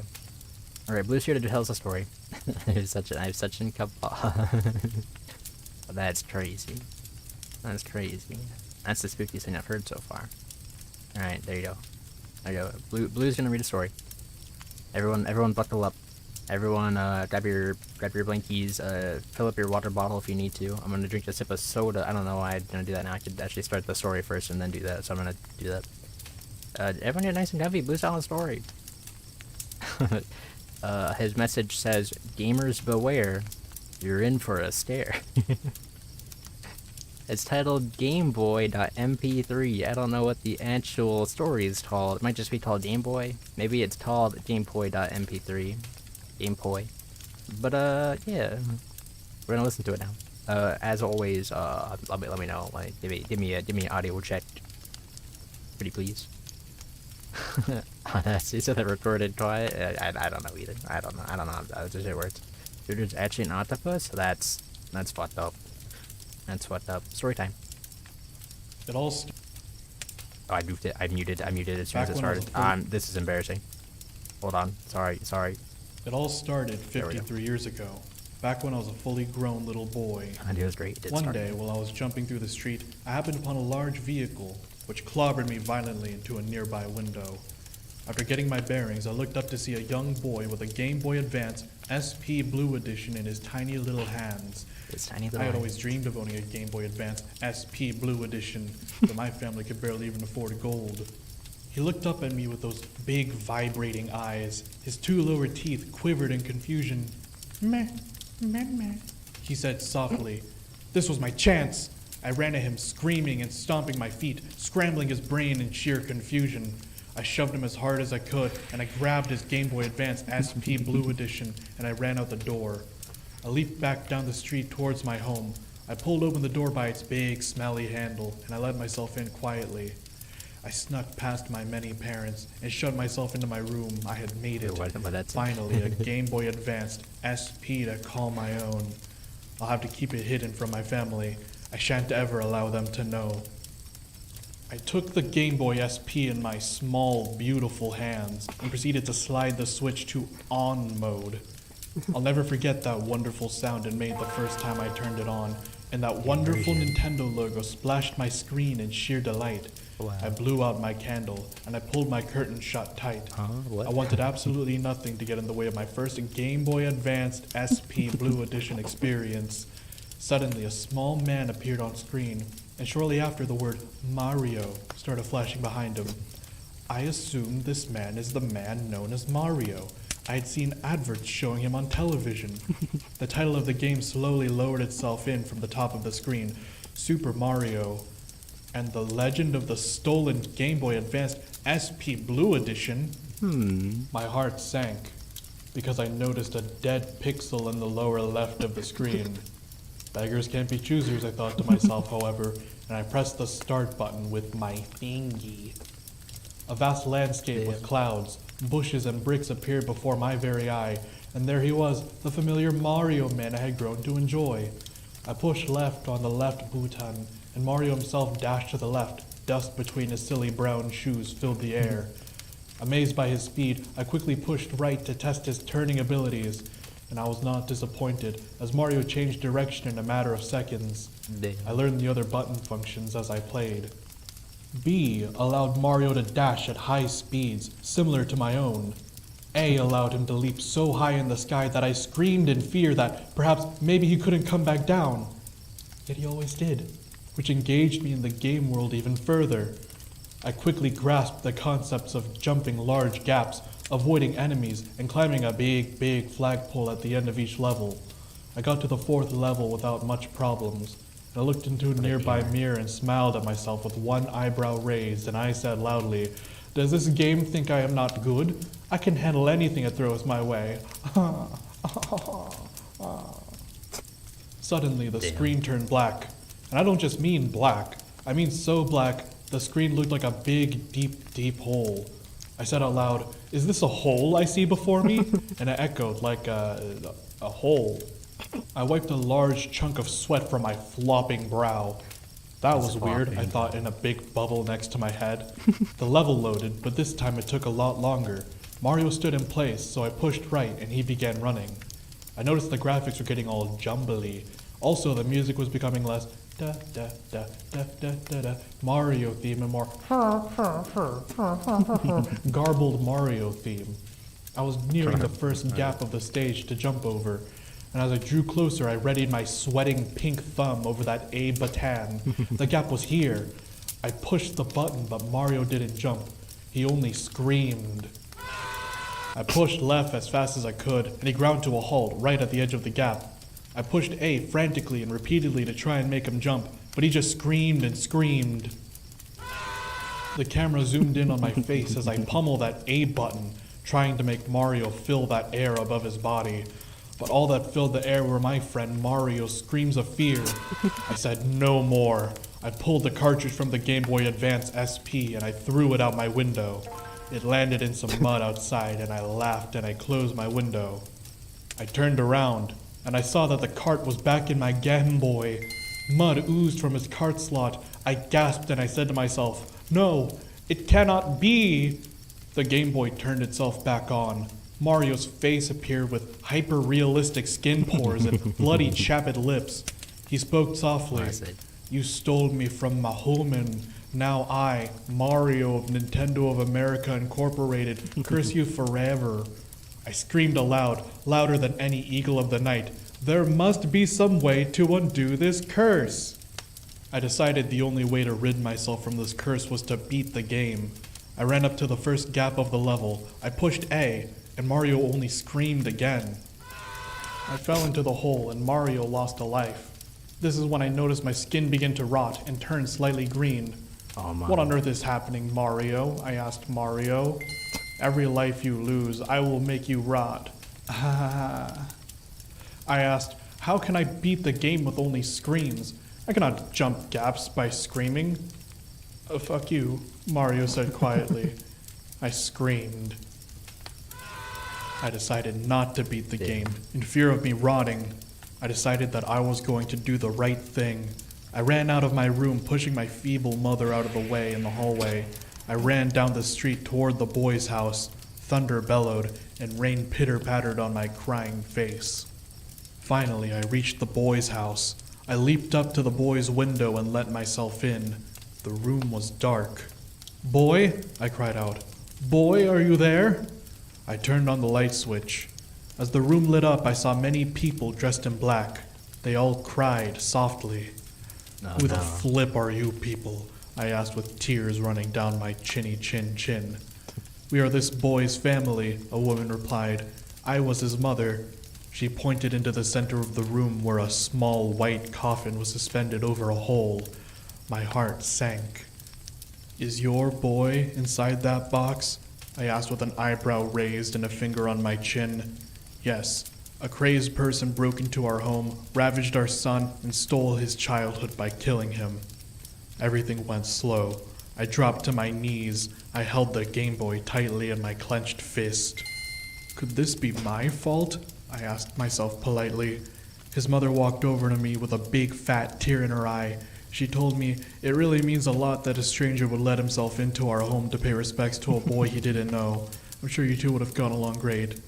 She then pointed to the priest and said, Please, lower our child into the earth now. The priest did just that. He pulled on a lever with a shiny red ball on it. The coffin started going down. I shoved the mother from me and I sprint toward the coffin. I jumped on that coffin and the rope snapped. I began falling into the earth with the child inside.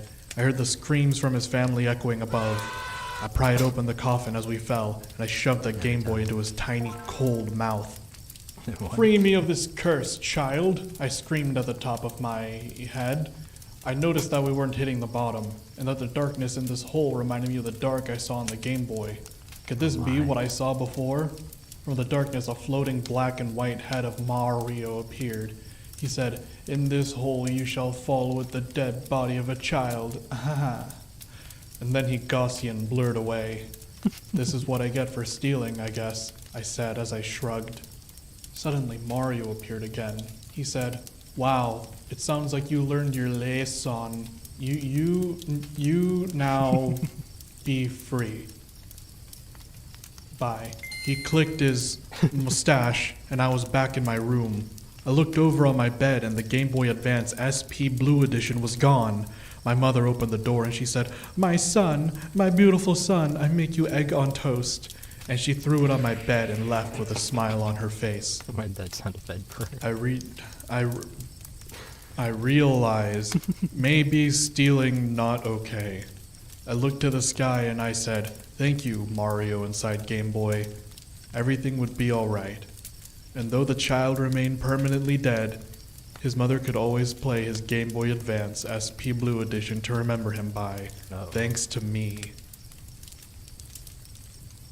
And that's it. That's GameBoy.mp3. Maybe still not okay. Alright, I've learned as fun as creepypastas are, meta creepypastas are way more fun. That's a great story. Thank you, Blue. Thank you, Blue. Classic Blue editing too. The 3 sound effects used like 10 times each was funny every time. Thank you. It was actually funny every time I heard a sound effect. Great job. Great job. Thank you very much for your hard work. I literally have nothing to like top it. It's it. That's it. I have nothing. Personally, I think Curry falling that wave. True. Can't read the mind? Yeah, true. Well, we'll have Taka do a read. I feel like I should do one more. I feel like I should do another read. What to read? The only other one I have sitting around. People said this one was good. It's also kind of long. I could maybe read one of the ones Tato sent. What you have talking? I have I found this story. People said it was pretty good. It's kind of long, but I don't. Is it kind of long? It's like sort of long. It's not too bad. Sorry, talking. It's called JVK1166Z.ESP. It's about Elder Scrolls Morrowind. I've never played Morrowind myself, so I might not get some of the references though. People just said it was good. Hold on, let me get rid of the Blue on stream. Get out of here, Blue. Go walk away. Go Squidward walk away somewhere. Or sit down in your chair and listen to my stories. It means a lot. You did great, thank you. Need more coffee in the stream, too. You could read the Yellow Devil. It's Mega Man and short. Why not? Let's read the Yellow Devil. Read this one. This one's good. Oh, that should I read it? Ooh, shit. Oh shit! We have time. We can do both. Let me do a long one. Let me do a long one, and then we'll do a guest reading. I think post is for sure not showing up. Yeah, post is like for sure not showing up. Okay.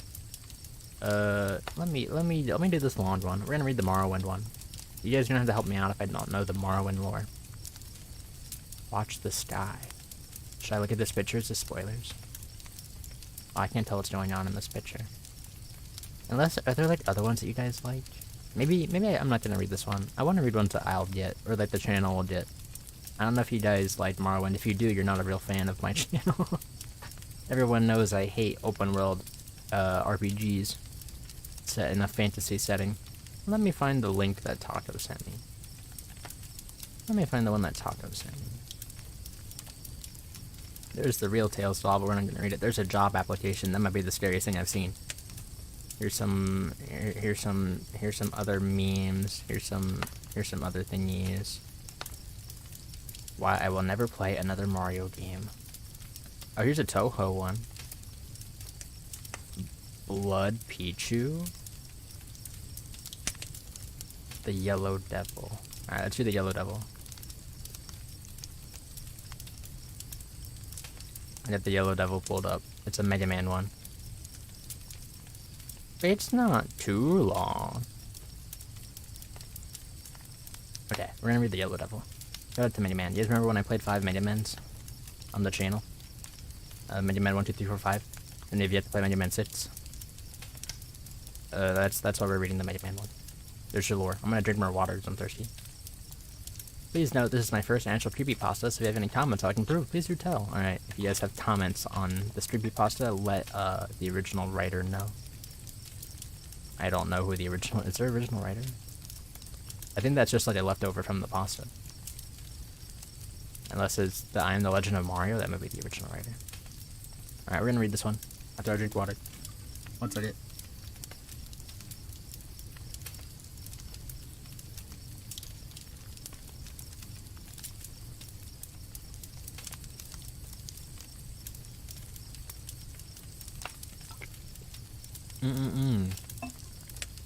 Good water, fresh water from the tap. I just got it over at the fountain, at the hut by this campfire at this campsite that we're all camping at.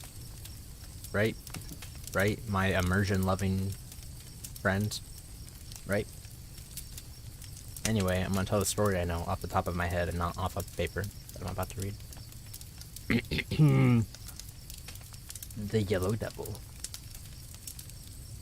My favorite video game character is Mega Man. Oh, hold on. Mizuki. Hello, sorry I came a little late. I was learning sheet music. That's way more of a better use of time than this.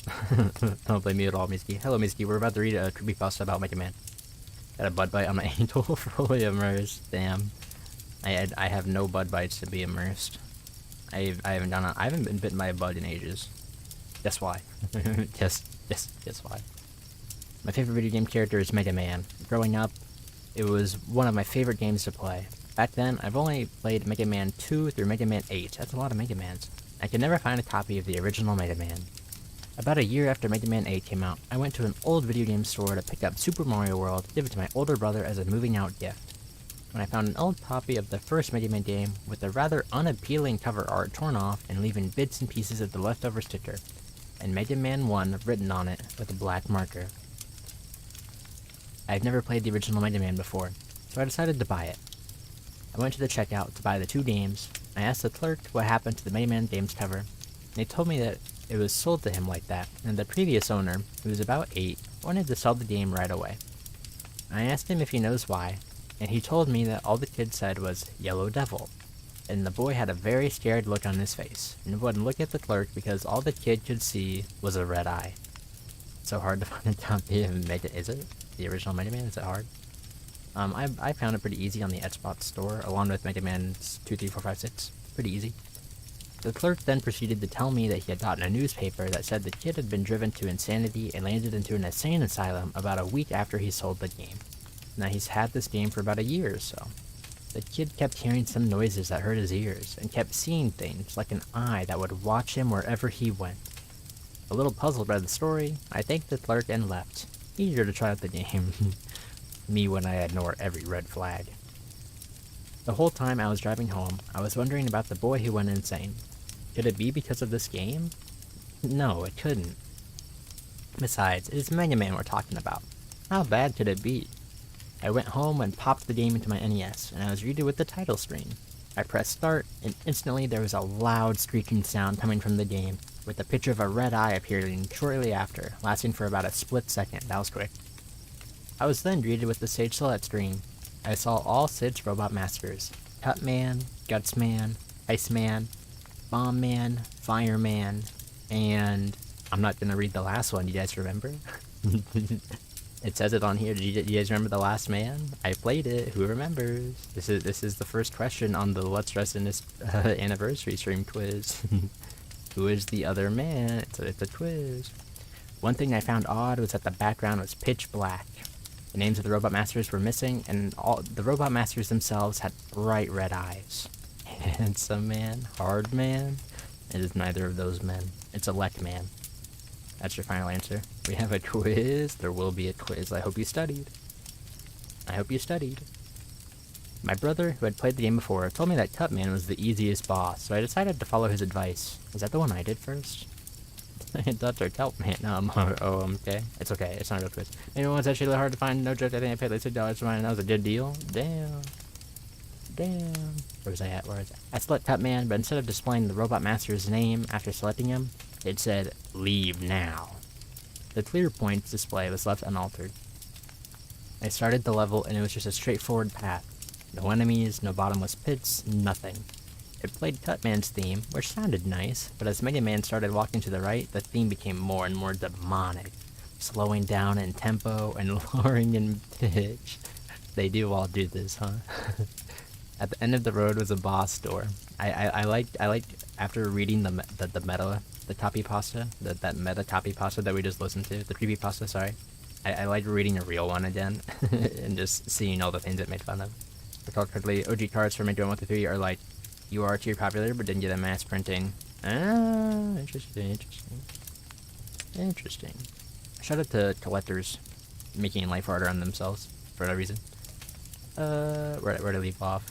At the end of the road was a boss door. I entered it, and there was Cutman. Before the fight started, Cutman said, "Mega Man, get out, or it will catch you and take you along with it." The battle started, and I fought Cutman. During the battle, giant yellow spheres started to appear on the screen.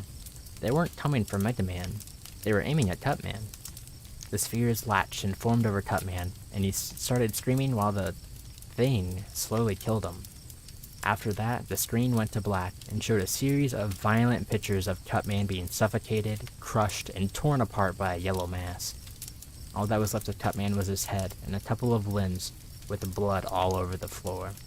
The loud screeching noise from before showed up, and this time it lasted longer, and text showed up saying, "They will all die. And so will you. No one can escape the Yellow Devil." Yellow Devil. I started to remember what my brother said before about it. Yellow Devil was said to be the hardest boss in the game. A boss that would split into multiple parts, and they would ram into Mega Man, causing a large amount of damage. He told me he was a fat yellow blob with limbs that had a very creepy looking eye. An eye that was all black and had a red pupil. His description of the Yellow Devil reminded me of similar bosses found in Mega Man 3 and Mega Man 8. Isn't that also just the Yellow Devil in those games? I remember Mega Man 3 had like the exact same fight. Yes, it is the same fight. They never told me that something like this was in the game. I assumed that it was a hacked game at that point, and found it kind of disturbing. But curiosity got the better of me, so I continued playing. This is deep lore, it is. I was sent back to the stage select screen, to see that Dr. Wily's castle was now accessible, and that the rest of the robot masters were gone. I chose Wily's castle, and instead of displaying Wily's name, it just said, "You were warned. Now you will pay." Yeah, this guy's just ignoring all the red flags, huh? He doesn't give a shit. After that, I was immediately transported there. I later learned that in the original game, Wily's name and the clear points display first appeared.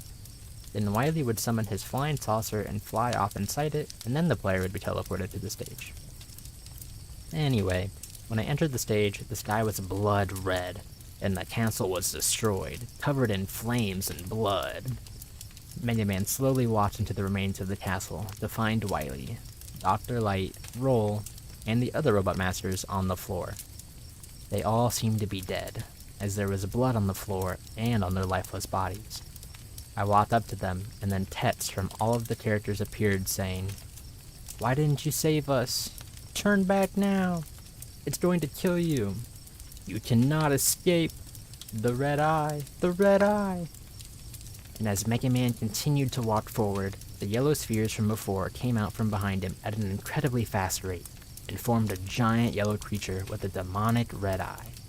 All it said was, "I am the Yellow Devil. No one can escape me." The creature was more skinny than what my brother had described to me, and it had long, stretchable arms and legs. At the center was its eye, its bright red, evil-looking eye. Blood poured from it and started to drip onto the floor. It was just unsettling. The screeching noise immediately came back, only this time it was louder and lasted through the whole fight. The Yellow Devil stretched one of his arms and threw Mega Man across the screen multiple times, draining my health until it was at 1 unit left, and slowly disfiguring Mega Man with every throw. I couldn't react in time because it was so quick. And he's not a real gamer, I would have dodged that. Soon the Yellow Devil, with a typo, then split into multiple forms, and came hurling at Mega Man at such an incredibly fast pace, I couldn't have Mega Man dodge them. With each part that hit Mega Man, he became slower and slower, and couldn't jump. It got to the point where Mega Man couldn't move, and he was basically swallowed whole by the Yellow Devil. Helpless ratio, but just jump. That's true. It's not easy, just get good. Use your save states, dude, what are you doing? The screeching noise got even louder as the giant yellow blob spat Mega Man out and revealed a mangled, ripped apart, blood-drenched corpse. The screen went black, and all that was shown was the corpse of Mega Man and a red eye forming behind it. The screeching noise got even louder and more high-pitched as text appeared saying, "They are all dead. Now you're next." Then the words, "No one can escape the Yellow Devil," kept on forming on the screen.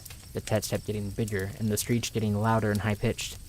And soon after, the red eye disappeared again, with the screech reaching its maximum pitch and volume, piercing through my ears and literally making them bleed. I quickly shut off the game and took it out of the console. I was really creeped out by the game and felt the urge to get rid of it by any means, even if it meant destroying it. I got a hammer from my garage and I proceeded to violently smash the game to bits, and then threw the remaining pieces into my garbage can. I don't know what came over me. It was just a game, and from the looks of it, it was just hacked. My older brother soon came home afterwards and asked me what was up. I told him what happened and explained what I witnessed. He didn't seem to believe me at first, but he soon gave in, stating that he had never seen me this freaked out before. He then patted me on the back and asked me if I wanted to come by his new house and hang out there and watch some TV. I agreed and gave him the Super Mario World gift I mentioned before, and we drove to his house. I was about to read a Super Mario World. There's like a Super Mario World, like Creepypasta, but it's like an actual ROM hack that you can play. I thought about doing it, but it would kind of break the immersion of the whole campfire, unless I brought my GameBoy Blue SP or whatever. Unless I brought that, and then we could have acted like we were playing, and you guys were all crowded around me watching. But we're not doing that. We talked about the game for a bit, believing it was hacked, and that the kid... Did I skip anything? Did I skip anything? Hold on. I did not skip anything. We talked about the game for a bit, believing it was hacked, and that the kid who went insane probably had other mental problems and issues to deal with. We watched The Simpsons for the rest of the night, and I fell asleep after a while. SP Blue Edition. I don't know why, but that part made me think of that clip of JonTron destroying the Bubsy cartridge. Oh no, where did you get that Game Boy? I'll never tell. I didn't steal it from a kid or anything. I dreamt that I was walking to my house in the middle of the night. I soon went up to my driveway, when all of a sudden my stomach started to hurt. It started to get worse, and soon I was vomiting and coughing out blood in this yellow substance. I continued this non-stop until the yellow substance formed into the Yellow Devil. I then proceeded to run, but it grabbed me and threw me into my house door and then onto the concrete pavement, feeling broken and in so much pain. I tried to run away, but the Yellow Devil split into multiple pieces and proceeded to violently latch onto me until I was immobilized. I couldn't move, I couldn't yell for help because my mouth was covered up by the Yellow Devil. I was helpless. It then swallowed me whole, and all I could hear was my agonizing screams and a loud screeching sound. I felt my bones being crushed and my skin being torn apart as it violently ripped off my limbs. And every time I opened my mouth to scream, nothing came out. I struggled to escape, but it was no use. I just waited until it suffocated me, falling that wave. The last thing I could hear was, "You thought you could escape me, but you were wrong. No one escapes the Yellow Devil." It kept repeating, "No one can escape the Yellow Devil," over and over, getting louder and louder along with the screeching sound as I slowly suffocated. After that, I could see my mangled, lifeless corpse lying on the ground, with the red eye behind it, just like when I saw Mega Man die. I quickly wake up, see my brother making breakfast, and I proceed to tell him about my dream. He tells me to calm down and told me to eat. I was calm for the rest of the day, but that night, and every night after, I had the same dream. This dream kept on getting more violent and intense, with the screech getting louder and louder, the eye appearing over and over, my corpse being torn apart, people I cared about being violently gored before my very eyes. Soon I kept hearing the screeching sound in my head, and I became delirious. I kept on seeing the red eye wherever I went. The screeching noise kept ringing in my head. It never stopped. I couldn't think straight, I couldn't eat. I refused to sleep to avoid the dream. I just fell apart. My brother finally took me to see some help after about a week, and even after all the treatment, it didn't help. I still had the nightmares. I still heard the sounds. I still saw the red eye. After about a month and a half of seeing my psychiatrist, though, I slowly became better. I had my moments here and there, but I recovered. For the most part. To think that a game had this much impact on me, to think that it drove me to near insanity. As of now, I am almost fully recovered. I have the dream much less frequently, if not ever. I still sometimes hear the screeching sound, but it is very faint. The only thing that still occurs frequently is the red eye. It doesn't bother me as much now, but I can't stand to look at it after a while, watching me. And it didn't help that Capcom's recent Mega Man 9 and Mega Man 10 had their own unique versions of the Yellow Devil. You know, looking back on it, I guess what the game said was true. No one can escape the Yellow Devil. There it is.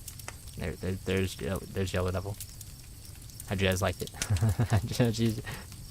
I think I'm starting to see that every single one of these creepypastas might be the exact same. I think I'm starting to pick up on it. The phrase, "no one can escape the Yellow Devil" is pretty funny, though. I can't wait until we play Mega Man 8, 9, and 10. And we say that, we just keep dropping that in chat every time I fight the Yellow Devil. No one for you is not even close? Okay. That's a mix-up. Maybe we should read a creepypasta that's not a video game one. I think maybe the video game creepypastas have been backed into a corner. I think they're all the same. I think they might all be the exact same. They're kind of funny though. They're kind of funny. They are kind of comical. I will say that. Mine's not even a video game. That'll do. We can end the video game mark here, because I have no more video game ones. And if you want to do a guest slot, then we can stop video games. We can stop. Video games are over. Video game party. No one can escape the Yellow Devil. Oh shit! They got co-eds. Co-eds. Like we told you not to buy Mega Man 1 from the game store. You fool. You fool. I pissed my pants and shat so hard reading this. 1 out of 10. It's fucking bad. That's the first review. Damn. Yellow Devil with his red eye. His flopping brow. I'll tell you to read this real quick. Taco, do you want to read like your guest one? Did you want to do your guest spot? You want to hop on in and do a guest reading? It's up to you. Unless you just want me to read it, then you can send me whatever. Whatever floats your boat, chief. Yes, I'll assume that yes is you want to hop in. I'm gonna just call you. How's that sound? I'm gonna hit you with a Discord call. Boop boop boop wap boop boop boop wap boop boop boop doop wap boop boop doo. Hold on, I have to do the bit again. Hold on 1 second. 1 second. Let me get the bit cooking. Let me get the bit. Let me do this one. Okay. I'm ready. I'm ready for the bit. Hold on. Alright, it's time for me to read my net story. I'm going to read the net story. My story, I'm about to read it. I'm gonna start reading my story. What? Wait a second. Do you guys hear something? What is that? What? Wait. No. Alright, hold on. Let me just do the other part real quick. Oh, that's not. Oh, that's just Tonto. My bad. I thought that was something scary. Huh, I was a little worried there. Oh man, that was just Tonto. Oh, let me. Oh, Tonto started calling. Join call. Oh god, did I? Oh, hello? Hello, is this Taco? Hello? Taco, I'm in your call, but you are inaudible. I cannot hear Taco. The way he walked up. The scariest idiot. Can you hear me? I do hear you. What's up? Hello, Taco. Hello, chat. How's it going? Hopefully everybody's hello, enjoying. chat. Hopefully Keep going, everybody's. sorry. Hopefully Sorry. I'm sorry. Go ahead. Finish your. Hopefully everybody's enjoying their marshmallows, their grilled cheeses, and the little mellow skillets. Some little. Yeah. Of course. Hot dogs. Sorry for stepping all over your toes there. So chat. Really like stomping on your toes there. I'm sorry. So it's okay. They're already inflated. Sick. No problem. That's my favorite thing about toes. Give me an audio check. Chat about Taco. Audio check. 1 2 1 2. Taco on the mic. 1 2 1 2. Chat. What do you guys know about toys? We all had favorite toys as a kid, right? Somebody liked Beyblades. Some people liked, Bionicles. Some people were Webkins kids. We all had toys that we liked to play with. That's true. I was a Webkins kid. That's true. How many of you guys have heard of real action toys? Real action toys. I can say I haven't heard of that. Alrighty, well I'm here to tell you, Real Action Toys was a small little known toy company located in Fukushima, Japan. It was only in business for 2 months before getting shut down by the police. This is a catalog of the 10 toys that were released.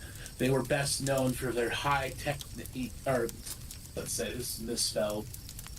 Techniques, that's what I think that supposed to be. Every single Creepypasta is misspelled, it's fine. So, quality and attention to detail. They made a single Pokemon figure and lots of Mario figures, and the toys were only sold in their native county and caused injury and death. The company disbanded in May 2006. Here are their stories. Mario. The Mario action figure was rather a terrible idea. The entire body was made out of bouncy rubber, except the head. The head was made of steel, cause younger children to either throw it or bounce it, causing it to fall on their head. The head was hollow, however, and only caused slight blood loss and bruises. Only slight. Luigi. The Luigi figure was virtually identical to the Mario figure, save for a few features. Luigi had a real bobbled hair, and the fists were metal, and the head was also made of rubber, though the inside was made of steel. This steel was not hollow, and was difficult to detect until under force. Children would throw it at each other, bounce it, and throw it. The results were moderately more fatal than the Mario figure, but none caused death or serious injury until That's good. Oh. Fire Flower Mario. Fire Flower Mario was made out of plastic mold. The body was hollow, and if you pressed the safety switch, small balls would fly out of its hands, 3 at a time. These balls were painted red and glowed in the dark. They seemed harmless enough until the balls opened. Inside was battery fluid. Children would go blind due to it, be burned, and sometimes poisoned. Few people died from it, but even worse, Pikachu. Pikachu was possibly the safest of the toys. It was the only Pokemon toy. Also, Pikachu was a candy dispenser. It worked similarly to pegs, Oh, except that's it was nice. larger and you could not buy refills. It was also What a the joke fuck? toy. When the safety switch went on, it would give you a small jolt of electricity and vibrate Oh, when that's pressing the silly. button to get candy. Only That's infants could be hurt by it, and one girl accidentally Oh. brought it in the bath with her. She had shock marks on her body, but was not fatally injured. That's good. But even worse, Koopa Bowser. The King Koopa. Koopa was rather dangerous. It was a plastic mold. The teeth and spikes were made of nails. When the safety switch was set on, it would work like a lighter and a fan. The mouth would light up with fire until the fluid ran out. You could replace it with any kind of lighter fluid, but was guaranteed to stay lit for more than a year. Parents were Wow. cautioned on the box about this toy, and very few were bought. Those who did either wouldn't touch the switch or got burned. Some things caught fire, but only 3 houses were burned down. Only 3. But even worse, Koopa Jr. Oh fuck. Koopa Jr. could be considered on par with his father, possibly higher. Koopa Jr.'s spikes were plastic. The box did not caution parents to the fire that the safety switch causes, but says fire spitting action. Parents believed it to be plastic fireballs or even plush ones. This was not the case. When the safety switch was on, nothing happened. However, 80 seconds later, the lighter fluid would act and a small fireball was spit out. Children would inspect it and get injured and burned. More than 30 houses burned down. That's The a lot of random nature of houses. it would do this. After the 8 seconds, it would randomly shoot fire. But we're not even done yet. Why Princess 8 seconds? Peach. Princess Peach. Princess Peach was of lower danger than the others. She was a Oh, plush okay. doll that was to appeal to girls. It had real Yeah. hair, 2 outfits, which were virtually the same, and an umbrella that spun like a top. The umbrella spun like a How Beyblade cute. did by hooking it to a small machine and pulling a string. The drawback was that Peach's outfits were extremely flammable. Oh Few shit. people were hurt by this, but when combined with the Koopa or Koopa Jr., Peach is very deadly. But Oh, we're no. not done there. Oh shit. Petey Piranha. Boss Coon was moderately deadly. It was flammable and had teeth made of rusted nails. Its leaves were thought to be made of poison ivy, but this is unknown. Boss Coon causes slight irritation to the skin, itchiness, and would explode if heated too high. One house was set on fire, and plenty of kids were irritated. But we're not done. Yoshi. Yoshi. Yoshi was moderately deadly. Yoshi's tongue Moderate. stretched an amazing 8 feet. The end Whoa. was sticky, and it was retractable. Occasionally, the tongue caught something, and it would be so heavy, the tongue would be swung back and hit the child. It caused 1 death and various Wow. injuries to This is only those one. who stuck their head in its mouth. But then the Koopa Troopa,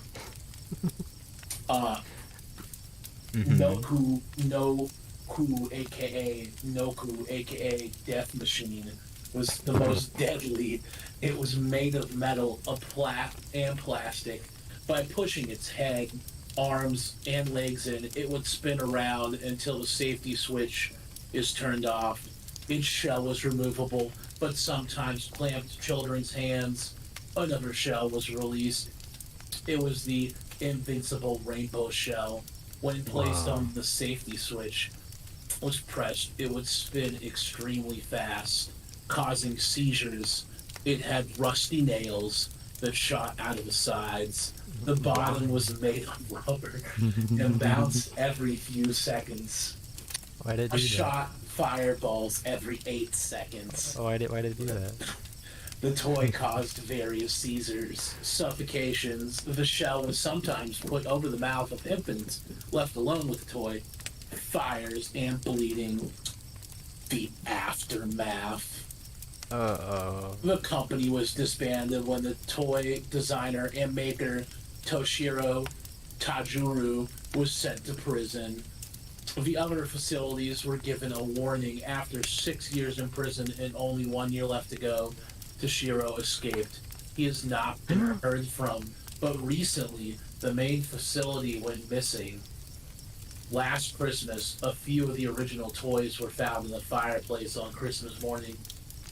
No fingerprints have been found. The toys were recalled and thrown away. Officers said to burn the toys or bury them as there were problems involving select toys when in a garbage truck. The story was published on Yahoo News, but was deleted from the archives in 2010. Other toys. The website, now defunct, had shown 5 extra toys. Wave 2. Donkey Kong features Wave 2. Donkey Kong features were unknown. Invincible Mario and Luigi flashed rapidly and would cause seizures. Oh no. King Boo was a mega bouncy ball made from rubber and springs and metal. The crown was bronze and iron. Kirby was also shown to function like a vacuum cleaner. A killer vacuum cleaner. Oh, a killer vacuum cleaner. And Bullet Bill was also in the picture, but no function was given, nor was it made known it would be a toy. Another list was given with Ganon, Link, Zelda, and Eponia and Sonic EXE. And Sonic EXE. Finally, 3 forms of Kirby were given, along with King Dedede, Escanor, a Metal Knight. Another list featured Sonic characters. Kirby was pre-ordered at Toys R Us when the company shut down. The Kirby toys were sent to the houses who did so. We don't know what happened to the children. Oh no. And thank you all for coming to my campfire spooky stories. Hopefully that was a a great spooky story. Yeah, they were pretty good. Thank you. Thank you for making them. Mm-hmm. That was great. Shout out to all of those toys that injured and murdered children and families. What was your favorite toy? If you were to own one, which one would it be? What would you pick? I liked the rainbow Koopa shell. Actually, Taco left. Taco didn't want to. I thought that was just around. I liked the Taco shell. The Taco shell shit. The Koopa shell. The ENVTuber shell. Koopa Troopa. The rainbow Koopa Troopa shell. That was pretty badass. Flamethrower Bowser sounds fun. It did sound fun. It did sound fun. Bye, Taco. Thank you for the just read, Taco. That was great. Shout out to all those toys that are real. The Koopa Troopa. Shout out to all those real toys that were discontinued because they murdered people and burnt down houses. I liked the King Boo. I also liked the Kirby vacuum cleaner. That Kirby vacuum cleaner was pretty cool. Alright. That was a good amount of creepypasta reading. I don't have any more on hand. I feel like we've done it all. The only thing I can think of is doing like a just like Jeff the Killer or something. I don't know if that's kind of boring. Because I feel like the video game ones have run their course. We've done some meme ones now. Can you volunteer? Do you have one that you want to send? Or are you looking to do a live read? You can send or read in the Discord. Let me know. I don't know what else we got. I'm wondering if I should read one between. Live read, if you would like. If you would like, I can do the whole funny footstep bit. Are you ready? We'll do another live read. And then I might wrap up. I have no more to read myself. I have no more to read myself. You have more guest speakers? Yeah, we got guest readers today. Hop into like chatting on the old Lux server. I'll hop in. I'll hop in when I do the bit. I'll do the funny bit. Do you love that Sonic? Itzy was a toy to be made. Yeah, that is true. They just made Sonic Itzy. How many people are in your campsite? Dude, Slash your clans all over again. I'm trying to get money and elixir for my level 10 town hall. And everyone's attacking. What am I supposed to do? Alright, I'm gonna do the bit again. Let me set up the bit one more time. Where do you go? You were in the right spot. I just peeked in the chatting. I'll be there in a second. I'll be there un momento. I'm gonna do the funny bit though. We're like I think you'll see. 1 second. Let me do this one. I mean, let me just pull up this story. let me just pull up this story real quick for me to read. Me that I'm going to read. Hold on. What's that sound? It sounds like it's slowly getting louder. Uh-oh. Uh-oh. It's getting closer. Oh no. Oh no. Oh no. Oh. I was wrong. That was no scary monster approaching. Ignore that. Hold on. I gotta fix it. Me is it. Easy. I gotta join the call now. Chatting. Hello? Hello. Hello. Hello. How are you? Welcome to stream. You are live. You can say hello to chat. Oh, okay. You also were a part of chat. Hi, chat. Hi, chat. Let me get your Hello, picture on chat. screen. Oh god, I broke it. I broke it. So what story are you going to read to us today? It's called the Haunted Portrait. The Haunted Portrait. Is this a video game related one, or is it its own thing? No, it's its own thing. Okay. I think I got this. Perfect. It's a little big. It's almost perfect. Now it's perfect. Alright. You have the floor. Story time begins. Okay. In a small, dimly lit antique shop tucked away in a forgotten quarter of the city, I discovered an old orange frame housing a portrait of a strikingly beautiful woman. Her piercing blue eyes followed me everywhere I moved, and her lips seemed to curl into a sinister, knowing smile. Blah. You did. I bought the portrait thinking it was mere superstition. That night, as I slept, I heard soft whispers and felt a chilling breath on my neck. Well, I opened my eyes. The woman from the portrait stood a foot of my bed, her eyes now cold and malevolent. My English is so bad. You're good. You're doing great. She whispered, "You should have left me at the shop," as she reaches out from the frame.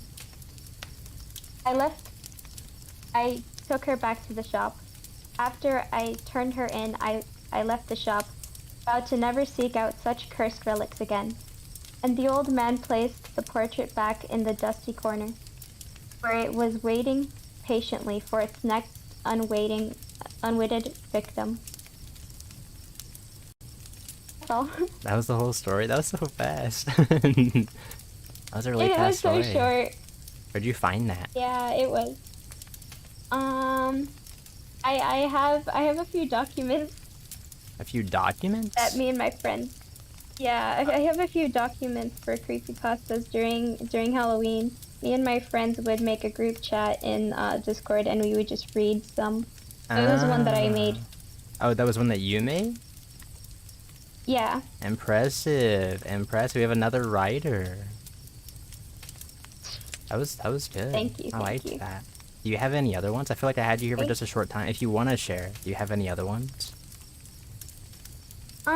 I have a few, but they're not fully completed. It's up to you. It's up to you. If you would rather not. I can try to read one that's almost fully finished, if not finished. Okay.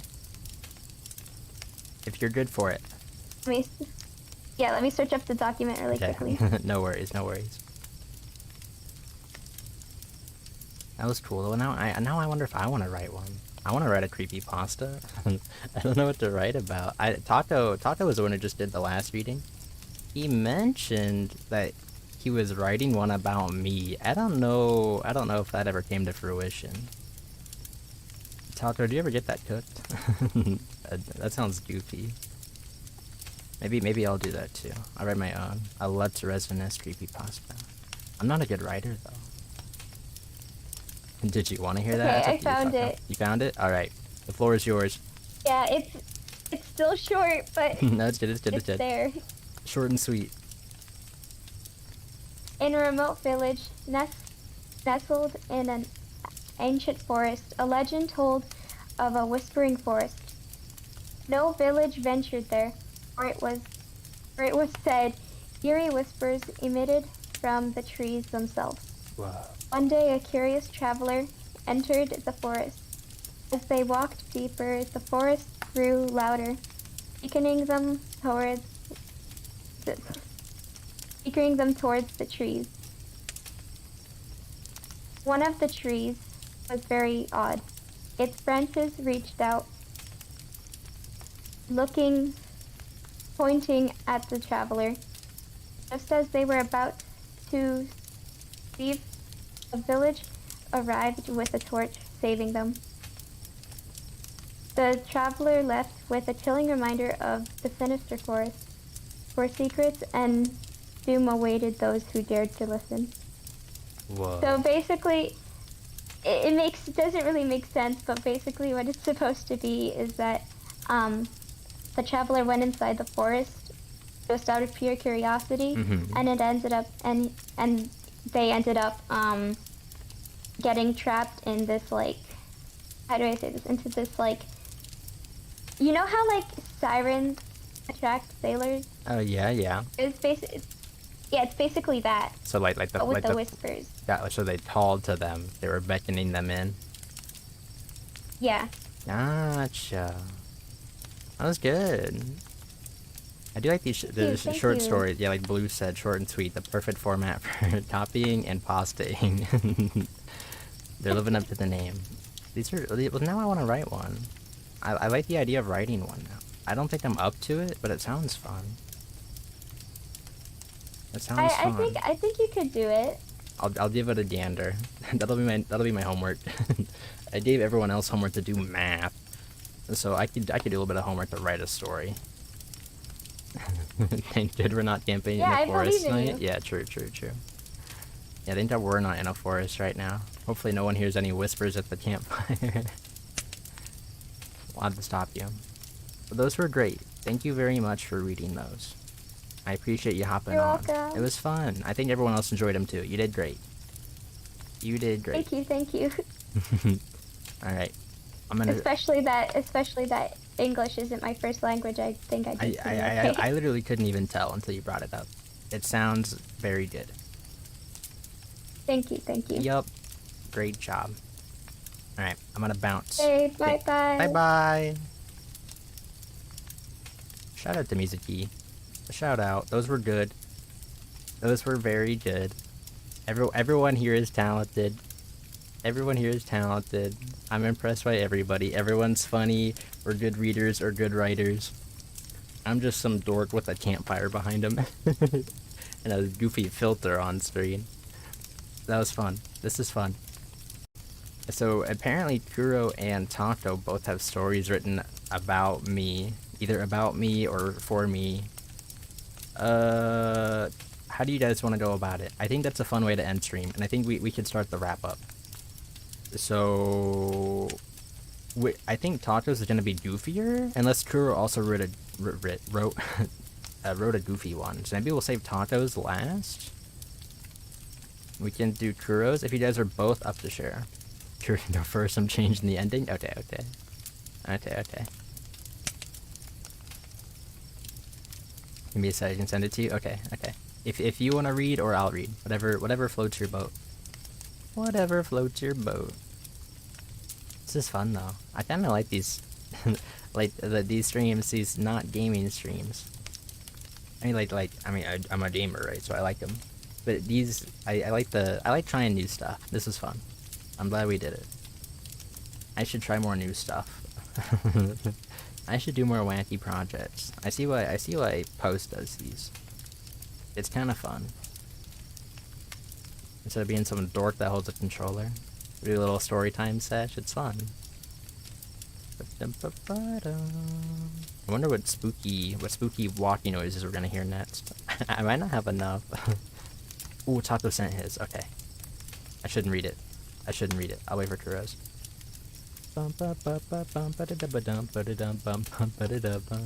All my homies love trying new stuff. True.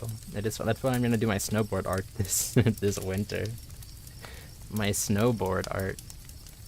I should figure out a way to record those for you guys. Oh, that's not yours? Oh, okay. What is that? What'd you send? What'd you just toss in?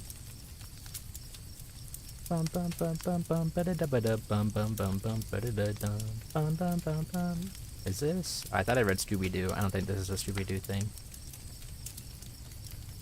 That's just one I thought you could read. I think we'll just do the Lutz ones. I think we'll wrap up. Who's your favorite as a kid? Maybe I'll leave it to you then. Maybe you'll have to watch it on Taco's Twitch at DarkTaco1x. Twitch.tv/ I'm gonna get the bit started. Although I guess I'm reading these, so maybe there won't be. Taco might walk on again. One more funny. Alright. Alright, the funny's loaded.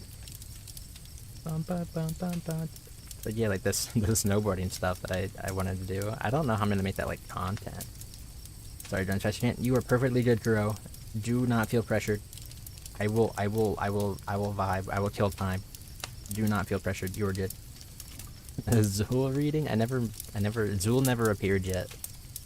Zool hasn't taken form yet. Because I'm lazy. It take like 10 minutes too. It would be so easy. I'm sorry. I apologize. I haven't made a short in forever.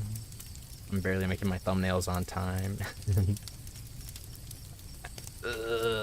Now I feel bad when I say it all out loud. It's hard. There's so much to do and so much of me that doesn't want to do it. But it's fun, so I should. I'm sorry. I'm too busy trying to make my oh shit, hold on. I just forgot something I want to do funny for the schedule. I imagine Zool was just mirrored over the answers and had the same voice. I was gonna do like just like make the jacket and hair black, which wouldn't be hard at all. It'd take like 5 minutes. And then then the mirror would be fun. It'd be so easy. What am I doing? I was supposed to do it for Halloween, but I don't know. Ooh, I'll survey the chat now while we're here. I've mentioned it before. We have 1 day for the net schedule. That's gonna be. I guess we have 2. But I'm only streaming on one of them. Okay, we have 1 day. On Monday, that's the last day for Spooky Scary October. Then we're never doing anything spooky ever again until next October. And I wanted to do something. Here should be Zool's origin story if you want it to be canon. Okay. Zool did story before I do. Yeah, sick. I wanted to do something Five Nights at Freddy's related because I've always mentioned that I think that game is really scary, and everyone else was like, no, it's not. So I wanted to prove it. But there's also the movie that just came out. So, if we have to pick one, would you guys rather watch me play the first game? Or maybe I could buy more than one. Or would you guys rather just watch the movie together? Movie watch along or spooky game? Either sounds like a good time. I'll survey the chat. With the movie, I won't be able to share it, so you guys will need to get the movie on your own terms. That's an important caveat regarding regarding Five Nights at Freddy's. You can You can stream it on Paramount? I think I looked it up, it's on Paramount. And there's like a monthly subscription for Paramount, so you can pay like $6. Or I guess you could go watch it in the theater for more money and then put in your headphones and listen to me giving commentary. Try and sync it up. Good luck. Both sound fun? They do both sound fun. That's why I'm willing to do both. So I'll simply ask what the people want, because I'm a man of the people. Because I'm simply a man of the people. I see I've received a message. Download message.text.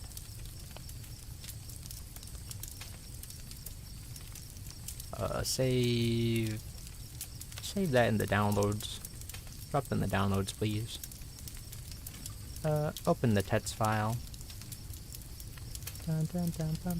Alright, the story is up. Oh, dot. Can you change your notepad to be, a different color? It hurts my eyeballs. Is there a dark mode for notepad? Ow. I didn't know what I was getting into. Ouch.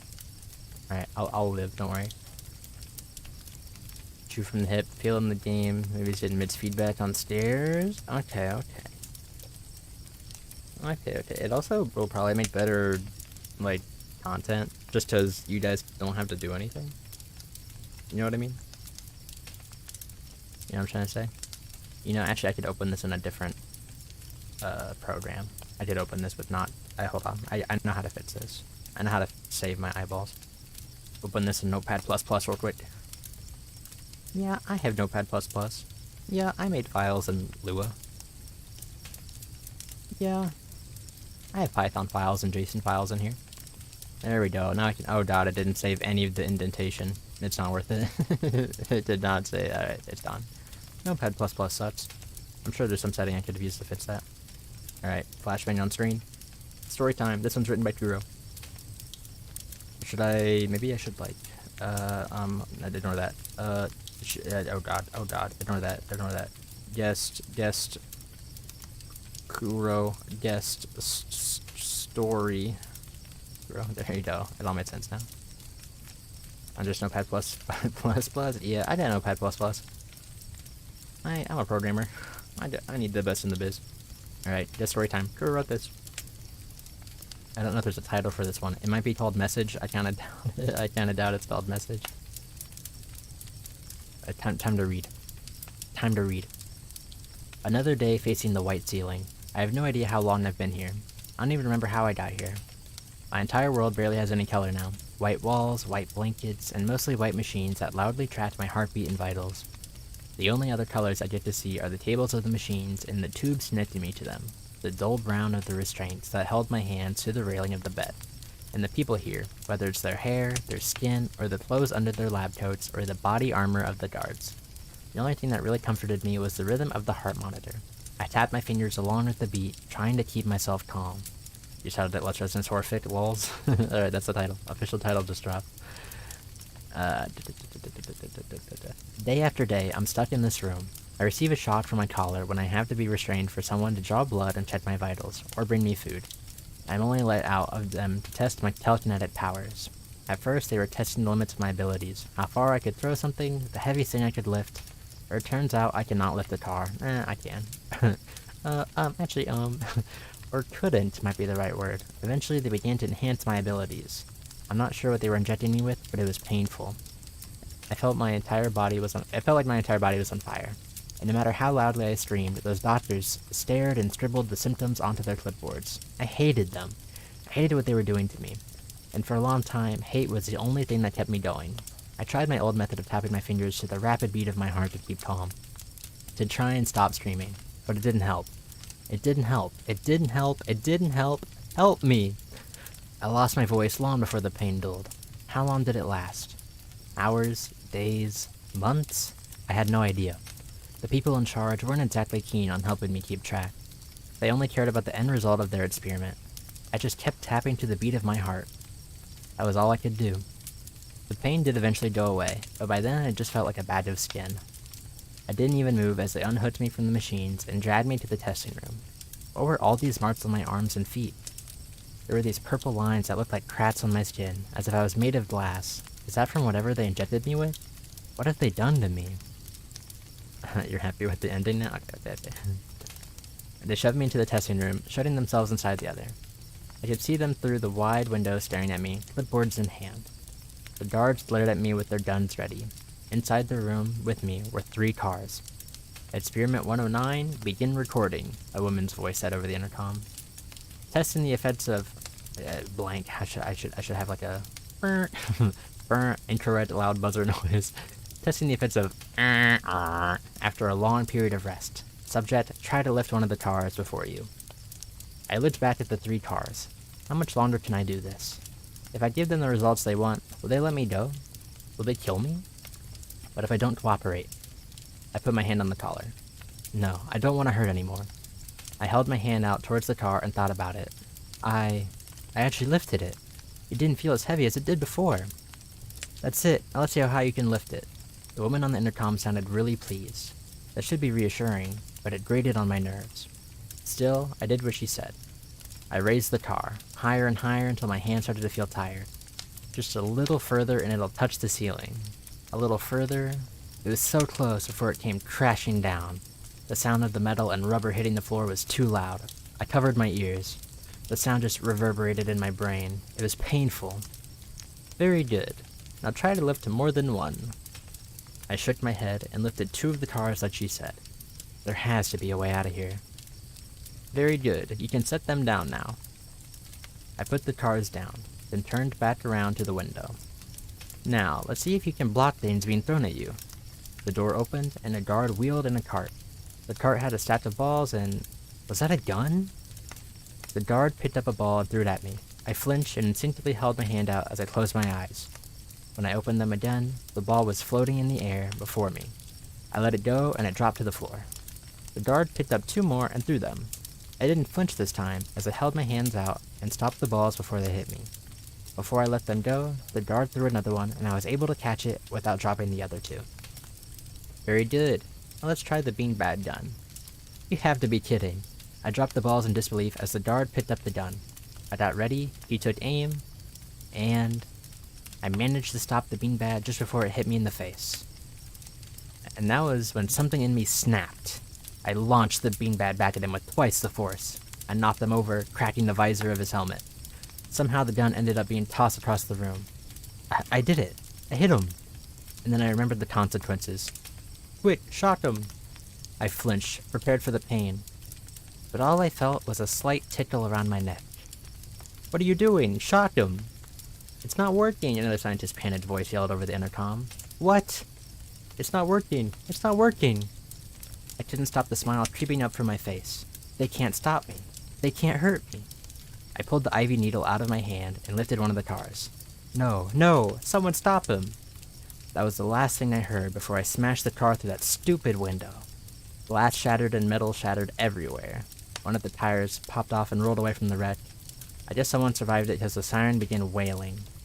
I covered my ears, but I needed to keep going. I'm getting out of this hell one way or another.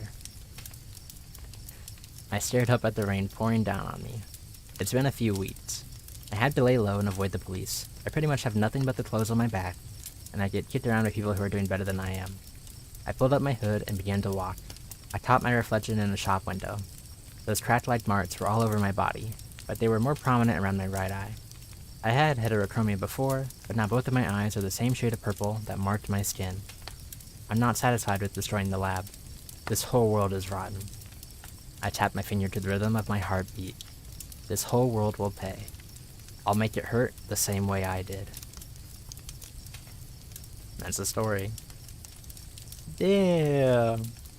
Damn. That's a good story. Damn. Maybe this is about me, but damn. Damn. Holy shit, the legendary pellets in a drum did not know already. They were doing tests on me. And I went evil. That was cool. Shout out to Kuro once again. Shout out to Kuro being talented. Once again, nice lore drop. Official lore drop. That was a 5k redeem. That was much better than what you're gonna hear from me. Nah, it'll be a dead cherry on top. It'll be a dead cherry on top from Taco. That was really good, Kuro. Thank you. I really liked that. I wanna like, should I share that somewhere? Should that be the lore for the lore video? I guess it was Azul. That was like a, that was like a bad ending lore video. That was good though. Thank goodness I saved my channel points. Yeah, it would have been a waste. Kuro's giving out the best lore for free. That was good. I like all of your guys' stuff. I want you guys to like share it somewhere. Kuro's story, Mizuki stories, Blue's reading of that story is everyone's done good. It's like confession. Go for it. So let me do the funny footsteps one more time. I got one more footstep loaded up. Hide that. Oops. Hold on. Let me do the funnies. Let me just pull up my own funny story, huh? Part of it was inspired by Clear's bad ending from Dramatical Murder. I guess I don't know what that is, so... Hey, it works. It works. Inspiration's inspiration. I'm gonna look up what Dramatical Murder is. Dramatical Murder. It's a video game on Steam, rated 10 out of 10. Holy, that's some good reviews, my god. I saw some good reviews. Is this like a... Is this like a... It's a yaoi game? Nice. Nice. Oh yeah, these are just boys like kissing, huh? I started looking at the images. These boys are kissing. We love it. We love to see boys kissing. Yes.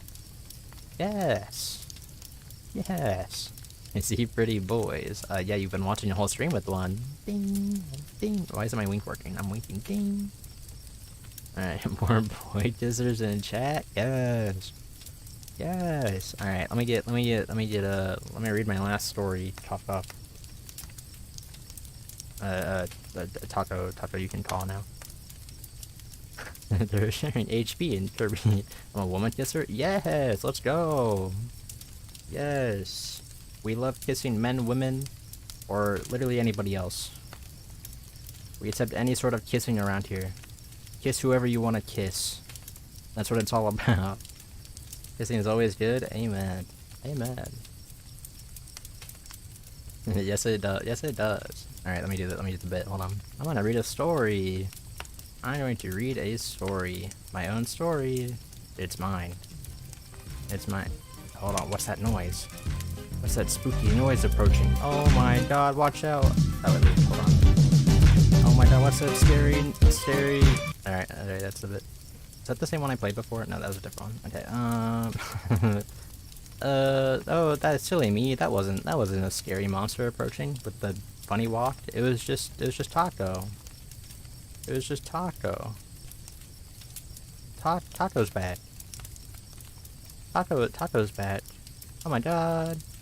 Hi, Taco. Your campfire was just much better than mine. I had to come invade. Just, you know. Did you go back to your lame shitty campfire? I'm kind of the best at campfires. I'm an Eagle Scout. I'll have you know. Yeah, yours had a Game Boy, so I had to come over and take that. Uh-oh. I'll take my Game Boy SP Blue or whatever.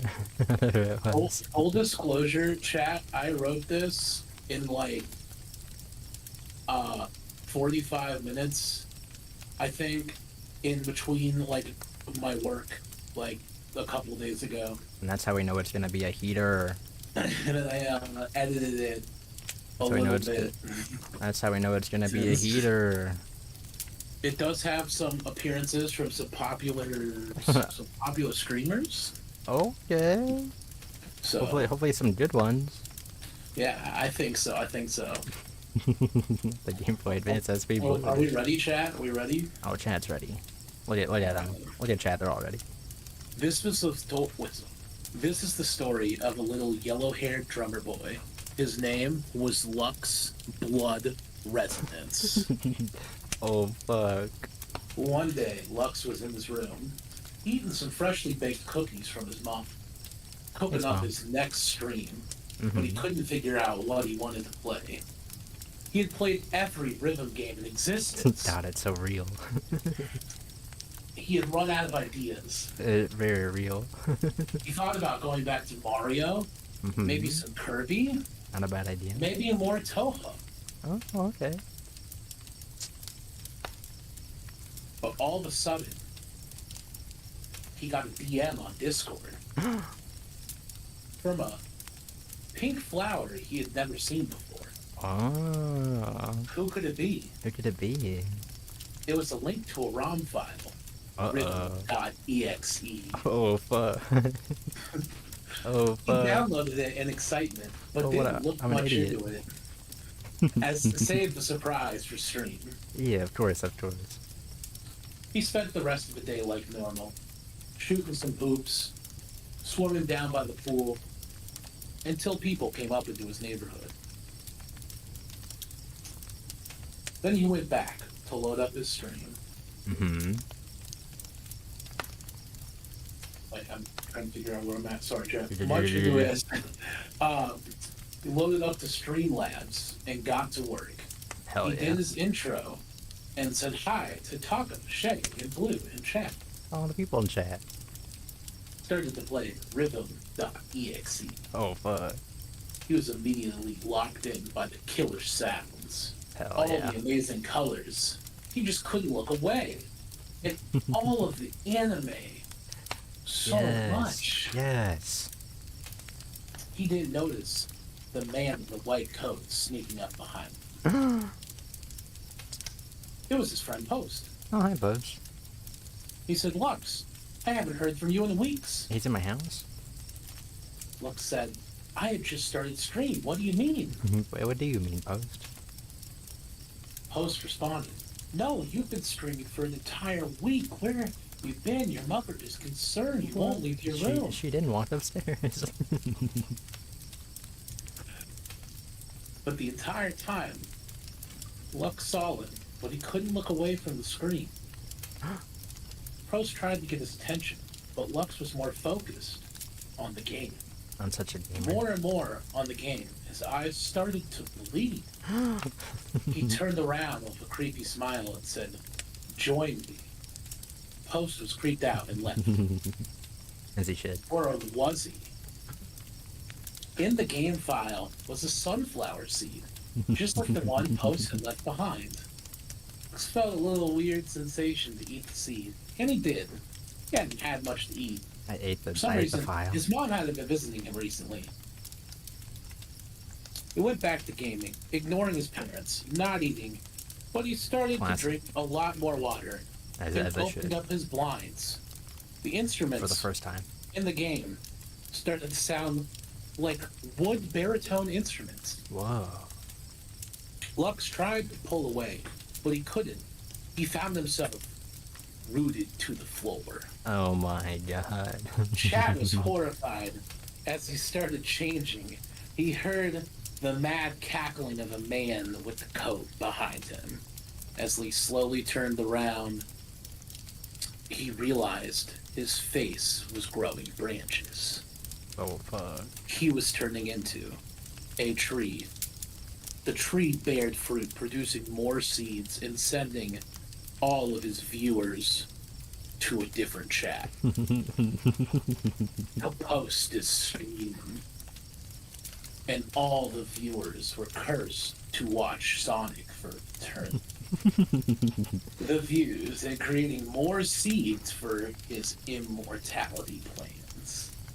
He looked for his next can't believe victim, and he found a Viking and knew instantly Fortnite. Sending him a link fuck. for his next victim's channel Oh to no. devour. And that is the Uh, story of Lux Blood Resonus. Dude, that's a great story. Yeah, I That can't was- believe Post is a villain. I know he's turning He's sinister. chatters He's a into demon. turning chatters into trees so he can live forever. And they're all forced to watch Sonic. That's That's unfortunate. It's pretty terrible. and That that's is why unfortunate. That is I feel rough. bad. I mean, listen, I don't know how you didn't know by like the flower in the Discord, essentially the link. Yeah, true. And I also don't know what happened to your mom. Like, Oh no. she brought you cookies and then like left for the rest of the story. Yeah, my mom gave up on me. I also don't know if anyone in chat caught the Fresh Prince of Bel-Air reference. That I, had written in there. I didn't catch it. I don't think I taught it. But yeah, that was my really bad cringy. Nah, no, that was funny. That was great. We're gonna have to continue with part 2 for Shay. No, ooh, that sounds good. Fortnite.exe. Fortnite. That'll be a good story. Alrighty, chat. Have a good night, cozy sleep in the Good tents. cozy sleep. Everyone has to sleep tight after the spooky, scary stories we've all told. There he goes. There goes Taco as he does the funny meme walk away. Ba-da-da-da-da. Can't wait for Fortnite.exe. Me either. I will be there. I will have front row seats. I will have front row seats. Alrighty, there you go. There's Creepypasta Saturday. I called it that like that's gonna be a thing. I don't think we're gonna continue Creepypasta Saturday. There's our one and done. Let me get rid of Taco. Oop, Taco's gone. There's our one and done Creepypasta Saturday. That was really fun. That was actually a lot of fun. Everyone did really good. We read some funny stories. I now understand creepypastas. We read some meta creepypastas. We read some fan fiction creepypastas. We did it all. Fettuccine was horrifying. Indeed it was. But the creepypastas next year, yeah, we'll come back. We'll have a round 2. This was too fun not to. How was the stream? It was very good, Videosity. It was very. We have a lot of talented people in this community. I'm impressed by everybody. I'm impressed by literally everybody. That was fun. We had a lot of fun today. We had a lot of fun. I have nothing else to say. I'm impressed. Great job, everybody. That was fun. I'm now a broken record. The stream's over. The stream's over. What's going on? After we all camp out, after we all get cozy sleep in our tents, in our sleeping bags, our nice warm sleeping bags. Tomorrow we'll wake up, part ways. Would you like the shortest story in the world? Yeah. You can be the cherry on top. The little like the tiny cherry on top. But then tomorrow I'm playing Mario Wonder again. I think we're gonna beat it. I think we beat Wonder tomorrow. If you want to see that, you want to watch me beat a video game tomorrow. Be there. Be there or be square. Let's see what Videosity's story is before I hit end stream. I want to hear Videosity's shortest story in the world. How did everybody like the walking noises? That was fun. Thank you, chat, for bearing with me. Horrible creepypasta. Return to no, it was great. It was great. The last man alive on Earth sits alone in his room. There's a knock at the door. I didn't even think about that. The 2-sentence horror. That's like a whole thing, right? Oh man, we should have read some of those. Once was an ugly barnacle who so ugly everyone died. The end. That's another 2-sentence horror right there. I didn't even think about it. The potential was crazy. Alright, next year. We know what we're doing next year. Creepypasta Saturday next year is gonna be off the hook. Alright, I'm gonna hit end stream. Thank you everybody, it was a lot of fun. Bye bye.